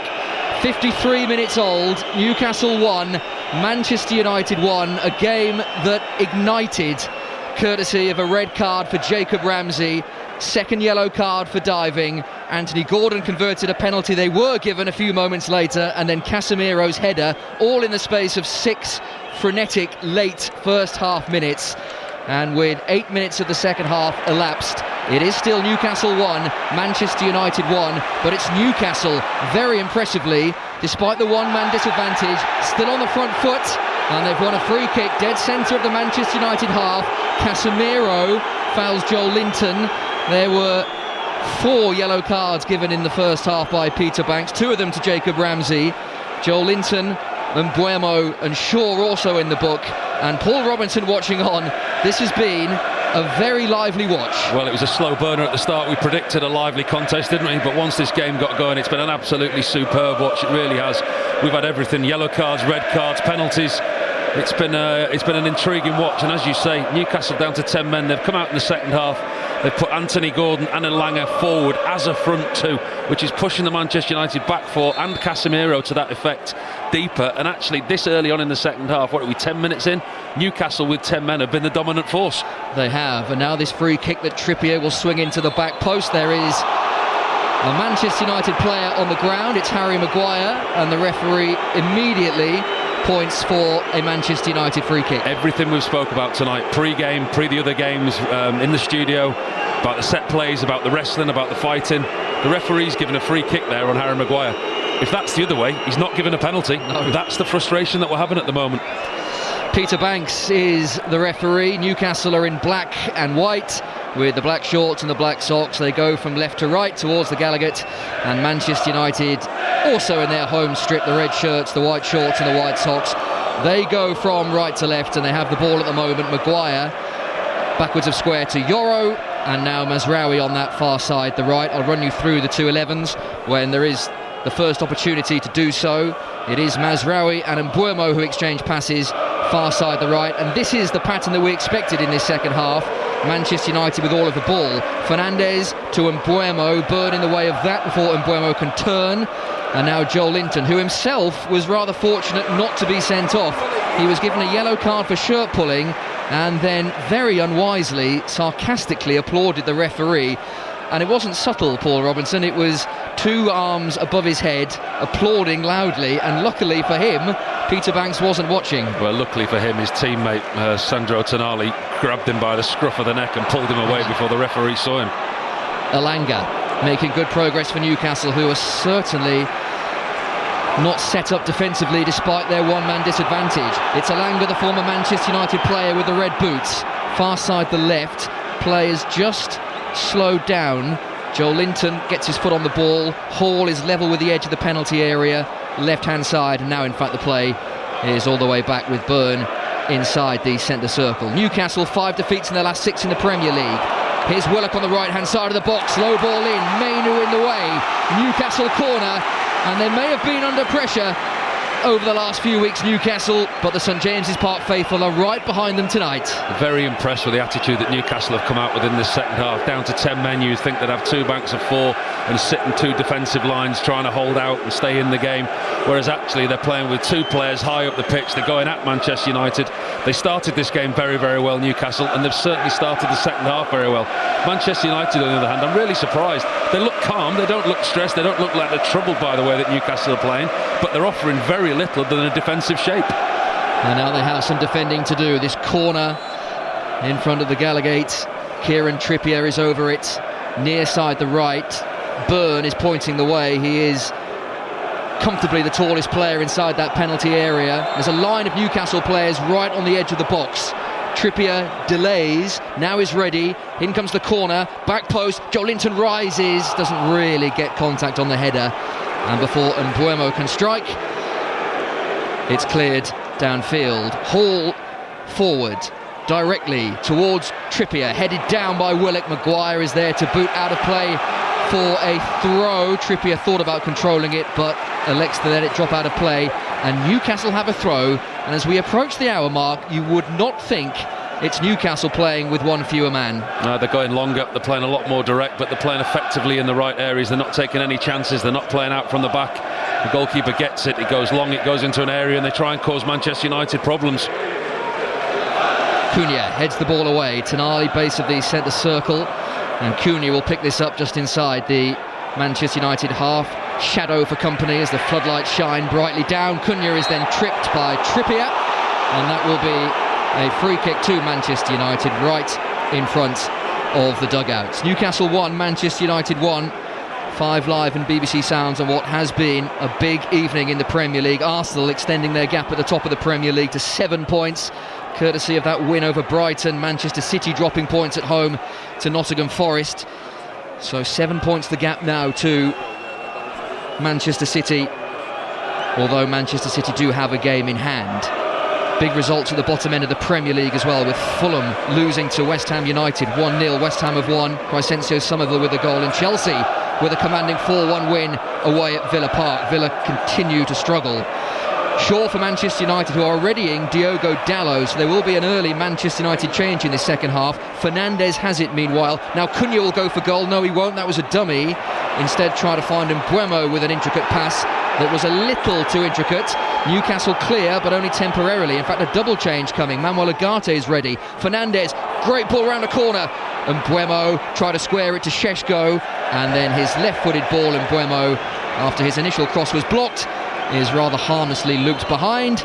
Newcastle goal kick.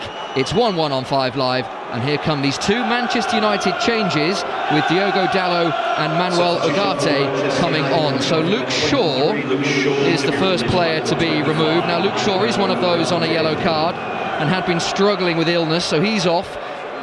And Diogo Dalot is on, and Casemiro is also coming off the field, and Manuel Ugarte, who hasn't had too much game time under Michael Carrick, is on in his place. So Paul, two like-for-like replacements for Manchester United. We're just having a look to see if he's going to change the shape in any way, shape or form. Dalot's going across to the right back, Mazwari's coming over this side to left back. Ugarte looks like he's going to sit with Kobe Mainoo at the foot of the midfield, which allows Fernandes more time and space to get up with it in and around Šeško. Almost a front four for Manchester United, and Mbeumo out on the right, Fernandes in the middle, Cunha on this left, and Šeško, who's had very little to no service all game up front on his own. He had a glimmer of a chance in the first half, a very sharp turn inside the penalty area, but his right foot shot was easily blocked, and apart from that, he's had very little service as Benjamin Šeško, the in-form Šeško, 7 goals in his last 8 Premier League appearances, the one time Newcastle United target, but they've done a very good job of keeping him quiet. Ramsdale is the Newcastle goalkeeper, Nick Pope on the bench, Trippier, Thiaw, Byrne and Hall the back four. Ramsey did start but has since been dismissed. Tonali, Ilanga, Joelinton, Gordon and Willock, who was that half-time change for Harvey Barnes. And for Manchester United, Lamens is the goalkeeper, Mazraoui, Yoro, Maguire and now Dalot, with Ugarte and Mainoo, Mbeumo, Fernandes, Cunha and Šeško. And it is the red shirt slowly building far side the right. Fernandes early ball, and Mbeumo wasn't reading that. And that's comfortable for Aaron Ramsdale away to our left, and it remains Newcastle 1, Manchester United 1. Once again, there's no kind of fluidity to the play of Manchester United. Yes, they are playing with 11 men. You would expect them to be in the ascendancy, but actually they've struggled to get into this game. You know, even in the first half when they got themselves back in, yes, it was through a set play. Their open play hasn't been great. There have been no real clear-cut opportunities. They've had 1 or 2 in the first half, but actually in the second half Newcastle have done really well. There's 2 sides to it. You've got to give Newcastle credit for the way that they've affected the game. It's not been pretty at times. They've gone long, they've gone direct, and they've caused Manchester United problems by playing that way, and they've struggled to deal with it. Manchester United have had very little attempts on goal, on Aaron Ramsdale's goal. From a Manchester United point of view, Aaron Ramsdale's been very underemployed in this second half. Alan Shearer appears on our monitor, the Newcastle legend, so he clearly is not on the match of the day sofa tonight. 20-11 for all of tonight's highlights and yesterday's games as well. BBC One and the iPlayer. Ramsdale for Newcastle, and he'll go long looking for Trippier. Cunha is underneath this and will head out of play, and that's a Newcastle throw. Not just big games in the Premier League, a big one up in Scotland in the Scottish Premiership, Aberdeen Celtic. Kenny Crawford. Yeah, Celtic had to make the most of this game in hand, and it's Aberdeen 1, Celtic 2 with 85 minutes on the clock. I'll go back to if you want, Chris. Elanga is tripped by Cunha right on the edge of the penalty area, just a couple of yards outside the box, and the Newcastle fans are desperate for a yellow card to be given here. I don't think Peter Banks is going to book Cunha, but Newcastle have this free kick, angle of the penalty area, but there will be a little bit of time before this is taken. In fact, the yellow card has been given to Cunha. So, Kenny, back to you, all yours. Yeah, no worries. Maeda had a great chance for Celtic to try and kill the game off. That would have made it 3-1, but at the moment Celtic looked like they were going to close that gap to 5 points behind Hearts, which would be so important with 9 league games left after this. 5 minutes to go of normal time. Aberdeen 1, Celtic 2. Thank you, Kenny. It was Nasser Mazraoui with the foul, and he is the latest name to be taken by Peter Banks. The list is growing, and this free kick, Paul, for Newcastle on the angle of the penalty area, right hand side. Yeah, he's got the better of, got the wrong side of him, Elanga. He's been sharp tonight, Elanga. He's had a little impact this season. One of the criticisms of Newcastle, their new signings, not really hit the ground running. Vissa left on the bench tonight. Elanga You know, the figures, the numbers aren't quite there, the statistics for him, but I think he's played reasonably well tonight, Elanga. He's been direct, and that time he got the wrong side of Mazraoui, and they got a free kick here. What is it, a yard off the point of the left-hand side of the 18-yard box? And Sandro Tonali, the heavily tattooed Tonali, is over this to whip in with pace towards the back post. It goes an awfully long way and is touched wide by Gordon. Newcastle players are appealing for something, handball or a push. They want handball. There's 3 or 4 of the Newcastle players that have got their arm in the air, touching their opposite hand in front of the referee's face. It's a lovely ball in from Tonali. Ball right across the edge of the Manchester United 18-yard box. Is it Dalot at the far post? It kind of runs down his body. His arms are by his side. I think that would be harsh if it was given. The referee has, as he's held the game, VAR are checking. It's a ball over the top. It's eluded everybody. I'm not so sure how much of it Diego Dalot saw of it at the far post, and it's kind of run down his arm from the top of his shoulder. Whether there was a lot of contact or not, we're not privy to too many replays at the moment. We've not seen a single replay. Paul Tierney is poring over this down at Stockley Park, but he's poring over it no longer because that has been cleared. In fact, the moment it was announced to the crowd and the graphic appeared, the referee waved for the corner to be taken. So no handball on Kobbie Mainoo, who was at the back post defending. But there will be a Newcastle corner, and they've been threatening with these. Far side the left, Tonali's over this again. In it goes to the heart of the penalty area. Gordon round the back. And that's a big chance that he cannot take. No one tracking Anthony Gordon. Any touch goalwards, and that was probably 2-1 Newcastle United. But he couldn't quite steer it in the direction he wanted, and it remains 1-1. What a chance. What a golden opportunity for Anthony Gordon at the far post. You do wonder if Newcastle will get a better chance in this second half. It's a wonderfully worked set play. Everyone to a man charges towards the near post. Anthony Gordon hangs out and he loops his run round to the far post. 3 or 4 yards out, the ball lands from Tonali on the half volley. He gets his foot in all wrong, Anthony Gordon. He takes a wild swing at the ball. I think it comes off his right shin and goes wide. Super chance. And one you'd have expected Newcastle's top scorer, with 15 goals this season, got his 15th tonight from the penalty spot, straight down the middle with Lamans diving to his left. That's a really big chance for Newcastle, who are playing with terrific desire and great tempo that belies their recent form. 5 defeats in their last 6 in the Premier League, 3 defeats here at St James's Park. If they were to lose tonight, that would be the first time they'd lost 4 in a row at home since 2018. Uncharted waters at St James's Park, but they are playing well and holding Manchester United for now. But there is still plenty of time for that to change as we tick into the second half of the second half here on 5 Live and BBC Sounds. 1-1 between Newcastle and Manchester United, and it is Michael Carrick's Manchester United building very slowly at the moment, far side the right. Now the move progresses to this near side the left, where Cunha picks it up, angle of the box, thinks about crossing, goes short of Fernandes, orchestrator in chief for Manchester United. Cunha, no great pace to this attack. Mazraoui is close to him in the base layer and the gloves. Cunha away from Trippier and face palms him. That was almost like a Six Nations handoff. And Trippier goes to floor. Referee says that's a Newcastle free kick. Yeah, he uses all his experience there, Kieran Trippier, because Cunha's done him. He's got round him, he's got the goal side of him. And Kieran Trippier, he just puts his body in a place where he knows that there's going to be some type of contact from Cunha. Very cleverly wins a free kick for his team. And once again, Aaron Ramsdale's in absolutely no rush whatsoever to take this free kick. They will go long again, Newcastle. It's been a clear tactic of the second half. Any goal kicks or any free kicks in and around their own goal line, it goes forward. The defensive line is on the halfway line. They've played long, they've played direct, but they've been very effective in what they've done. Michael Carrick with his arms together, clasped behind his back. He has remained in that position for the majority of the game. Very little flustered him when he played, and seemingly very little flusters him as a manager, interim or not. And he's watching his side with a man advantage, but not able to take too much advantage of that so far. And most of their attacks have been fairly laboured. Mazraoui leading the latest one on this near side, the left for Manchester United. Harry Maguire, 33rd birthday tomorrow, through the halfway line, and finds Dalot on that far side. the Manchester United right, directly into the feet of Fernandes, looking to get on the ball at every given opportunity. There's space for Mazraoui, yet to score for Manchester United. He's on his right foot, and he didn't really threaten to score there.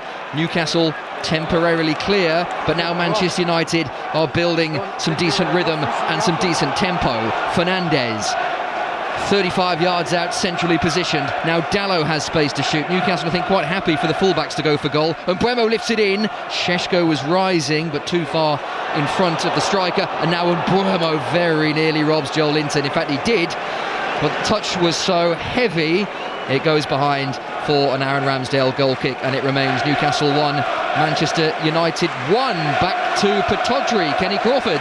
We're into the 92nd minute, still Aberdeen 1, Celtic 2. Aberdeen have got a corner as Celtic have to withstand a bit of pressure from the Dons. At the moment they're clearing it and holding on, as I say, trying to get 5 points behind Hearts at the top of that Premiership. Aberdeen 1, Celtic 2.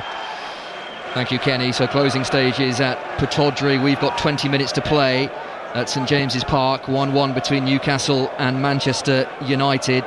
Stays this way, Manchester United would go back up to third. Villa were temporarily above them until their heavy home defeat to Chelsea, who are now up to fifth, with 5 places likely to be back in the Champions League next season. That battle for the Champions League places looks very interesting, with Manchester United, Aston Villa, Chelsea, Liverpool separated by 4 points, and then the minor European places, Brentford, Everton, Bournemouth.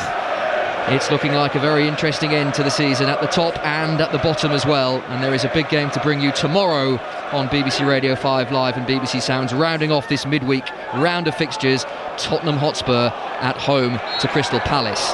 Mainu fouled on halfway, and he wins Manchester United a free kick, and the red shirts can come forward again. Fernandes and Mazraoui exchange passes, and you just wonder, Paul, now as we enter the last 20 minutes, presumably there will be a point that Newcastle hit where they think, okay, now we're in self-preservation mode here. We don't want to go too gung-ho just in case we lose the game. Yeah, at some point fatigue will set in, and Manchester United have sat off, allowed Newcastle the possession, but there is going to be a time where they will try and get something more from this game. And actually, when you look, they're quite comfortable, Manchester United. You look at the manager, you look at the body language and the demeanour of the players, they're quite comfortable in the shape that they're in. They're going to keep working away at what they're doing, try and move the ball. For me, they need to do it quicker, they need to be more direct and move the ball quicker in the wider areas, try and get in and around this Newcastle defence. But when you look at Manchester United, 4 of the 6 wins have only been by 1 goal. So if that was to happen again tonight, that's nothing new. And actually, when you look at it, a draw for them tonight, yes, because of the way the game's panned out, a draw they probably want more, but a point here wouldn't be bad in the run that they're in. Fernandes lifted towards the back post, cleared only as far as Mbeumo inside the box. It's Dalot, awkward angle, volleyed goalwards with no real conviction. Tonali was in the way of that, and Mazraoui, base of the centre circle, can keep Manchester United moving forward. 1-1 with Newcastle. Newcastle down to 10 men after Jacob Ramsey was shown 2 yellow cards, the second for diving. Here's Fernandes now, left-hand side of the box. His poked ball through, too far in front of Šeško, as the Newcastle jeers will tell you. But it's that sort of ingenuity you feel Manchester United will need if they're to break through. Well, they've got a striker in Benjamin Šeško who's in real form at the moment, but he's a striker who needs service. He'll occupy the width of the 18-yard box, he'll work extremely hard, and at the moment he's capitalising on the chances that he's got. But the service to him this evening he's been starved of service. There's been none. He had a half chance in the first half, which he had to create himself. But other than that, Manchester United have been slow in the build-up. Like I said, it's not been fluid, and the big striker hasn't had anything to feed off. This is not the only game in the North-East. This evening, a big game at Gateshead in the National League, and they've beaten Braintree by 1-0. That'll be a well-attended fixture. Gateshead, one of the better supported sides at that level. And we know the North East is such a hotbed of football. Sunderland beating Leeds last night. Newcastle 1, Manchester United 1 here, as a sliding Burn challenge to stop the striding Ugarte, and Burn turns to the fans in the East Stand and the Lees' end. Massive cheer. This means a lot to Newcastle. They're up against it to win the game, but if they were to get a point, you feel the fans would be right behind them. Really good challenge from Dan Burn in that far left-hand corner. He's conceded a corner, which Mbeumo will take, but it was a good tackle. Right arm in the air, and Buemo delivers with his left foot. Byrne is there again in front of Ramsdale. Powerful header away. Mazraoui though to Fernandez on the edge. Dink to the back post. Yoro's header. Ramsdale makes a brilliant save. For all the world, it looked like Lenny Yoro was heading in for Manchester United, but Ramsdale low and makes a terrific save to keep Newcastle in the game. But it's coming straight back. Fernandez, cross blocked by Willock. Excellent chance, but an excellent save. Well, here we go. You feel this may be left off for Manchester United in and around this time. They've just put the foot on the accelerator. It's a really well taken corner.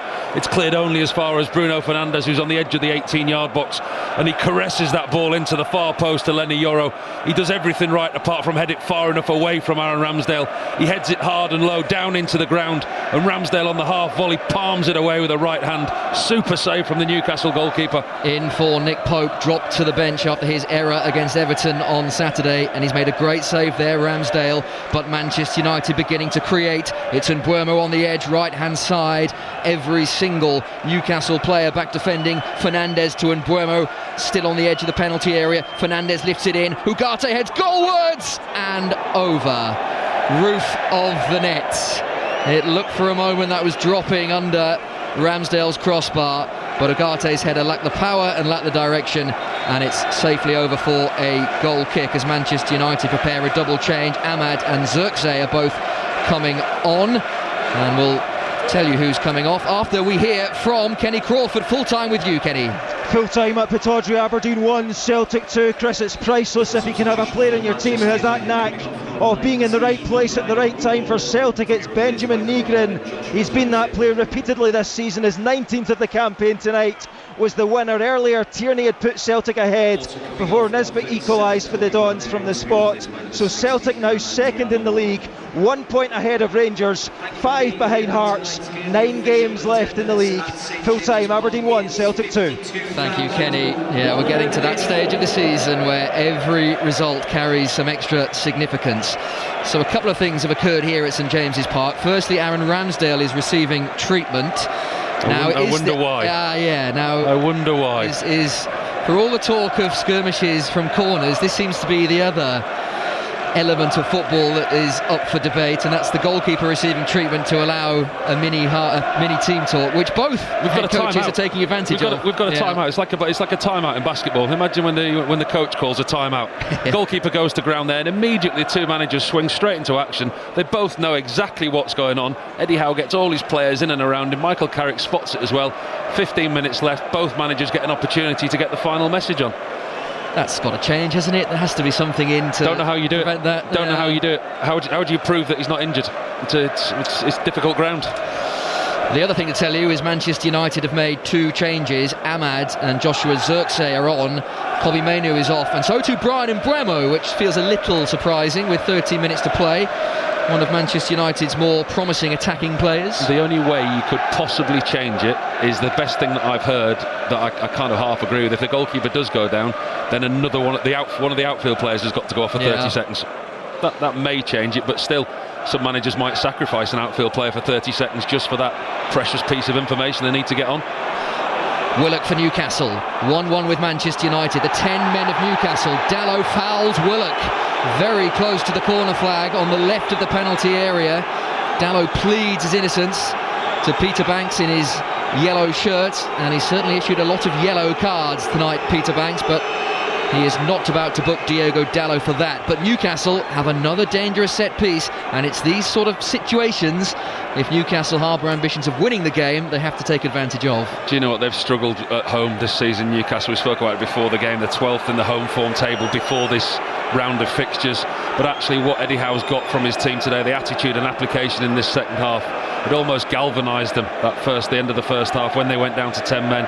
They've come out with 10 men, they've gone longer, they've been more direct. They've not tried to outplay Manchester United, they've not tried anything that's intricate in and around the edge of the box, but they've played effective football and they've affected the way that Manchester United wanted to play. The Gallagher mostly on their feet as they watch.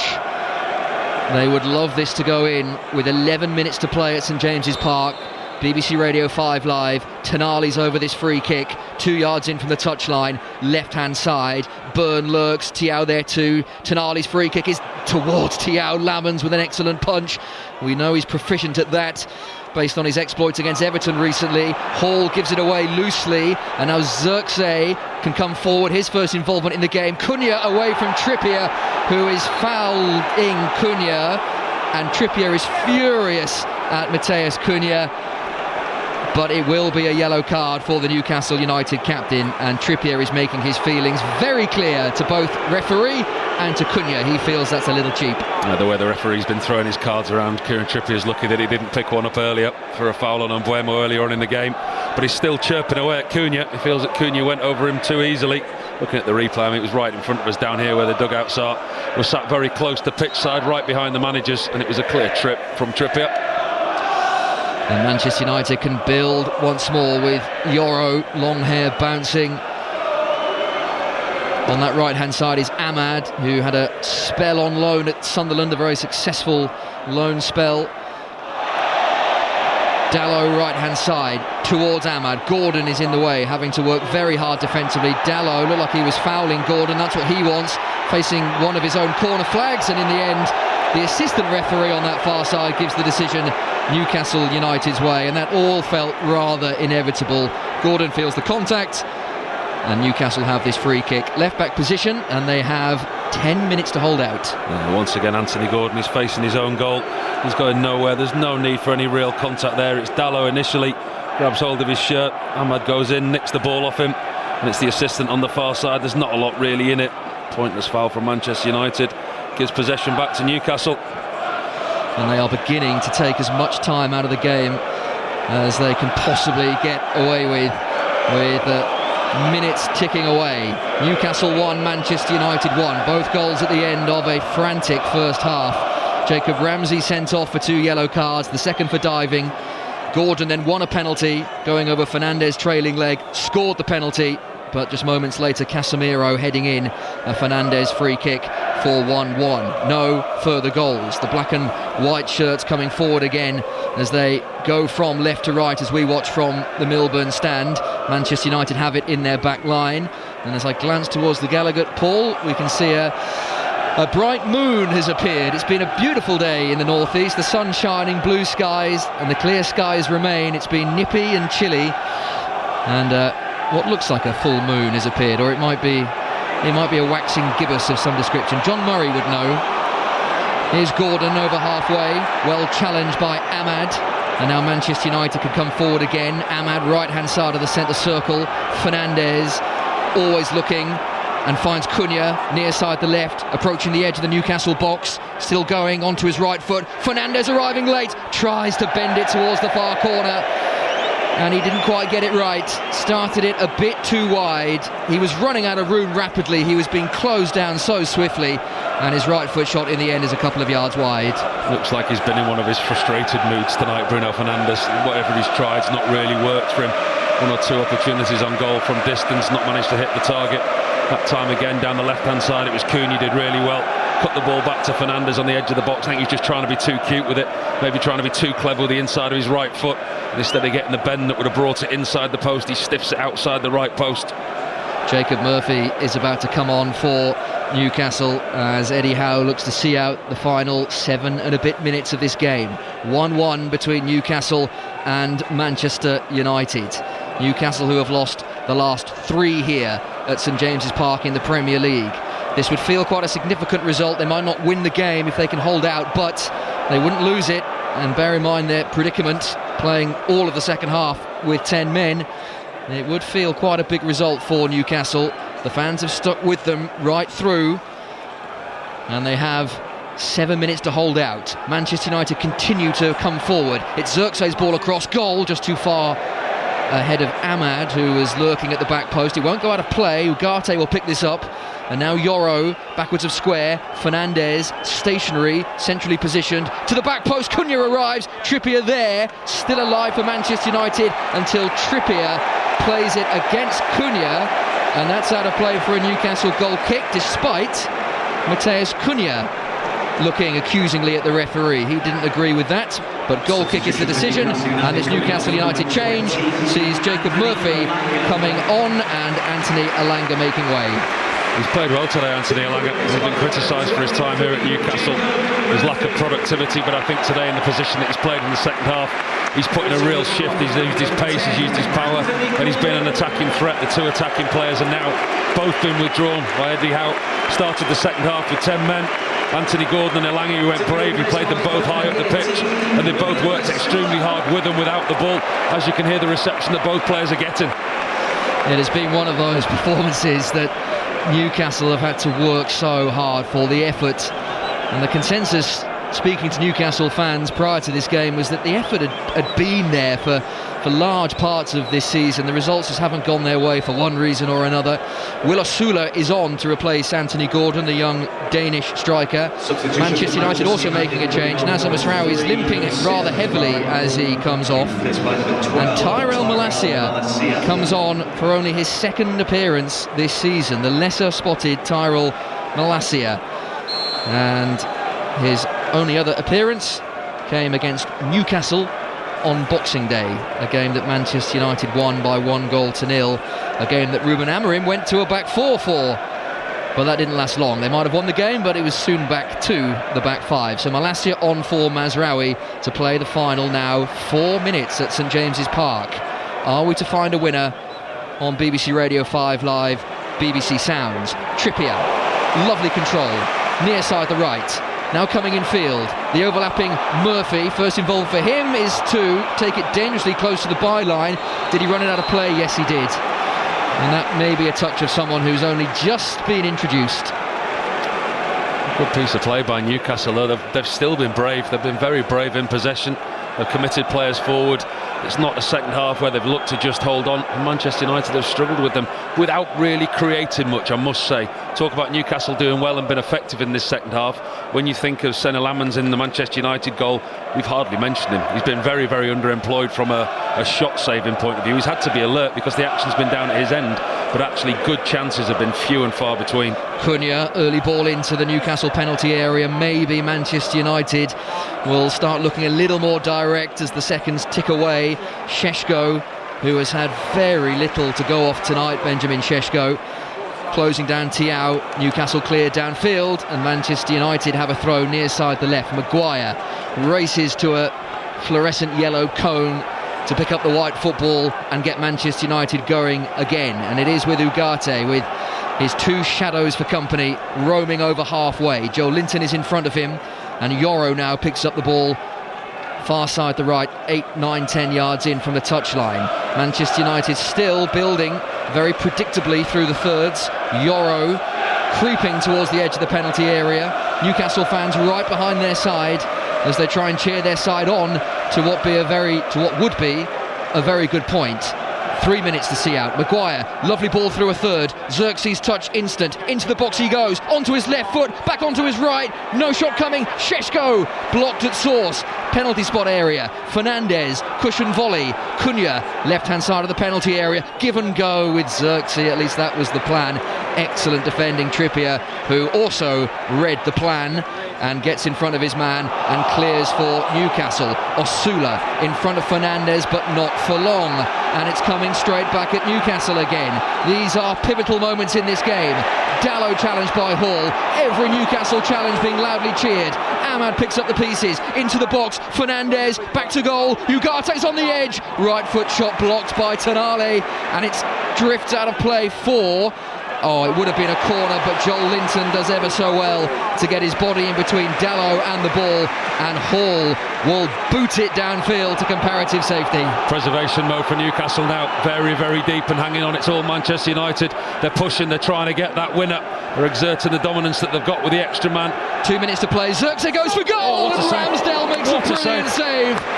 Joshua Xerxes from a long way out, nothing much on, a brilliantly hit right foot shot, and Ramsdale at full stretch. It's a brilliant save with his left hand to keep the score at 1-1. That's as good as Jordan Pickford's save.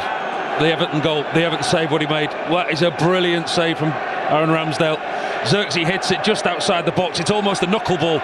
He's got whip, he's got dip, he's got pace. It's behind the Newcastle goalkeeper. He flies high up into his left-hand corner, top left-hand corner. Brilliant save. Now a corner to defend into the front post. Hall heads away. Willock will get there in front of Ugarte, but there is no one up front for Newcastle United. They have everyone back looking to defend. That'll help their cause, because the pass forward by Malacia was not well hit, and that's out of play for a Newcastle throw in their left back position. And Aaron Ramsdale in the side tonight for Nick Pope has made 2 excellent saves in this second half, from the Euro header and from that Xerxes drive. That's the best of the 2. I mean, that was a brilliant save, because it looked like it was just going to dip under the crossbar at the last. It's a really difficult ball for the goalkeeper to read. When Xerxes hit it, looked like it was going over the bar, but it had so much dip on it. And now suddenly Newcastle bursting forward. Osula on the right of the penalty area, running at Malacia into the box. He goes for goal with his left foot and scores remarkably. What a sensational end for Newcastle United in front of the Gallagher. How big a goal could that be for Newcastle United?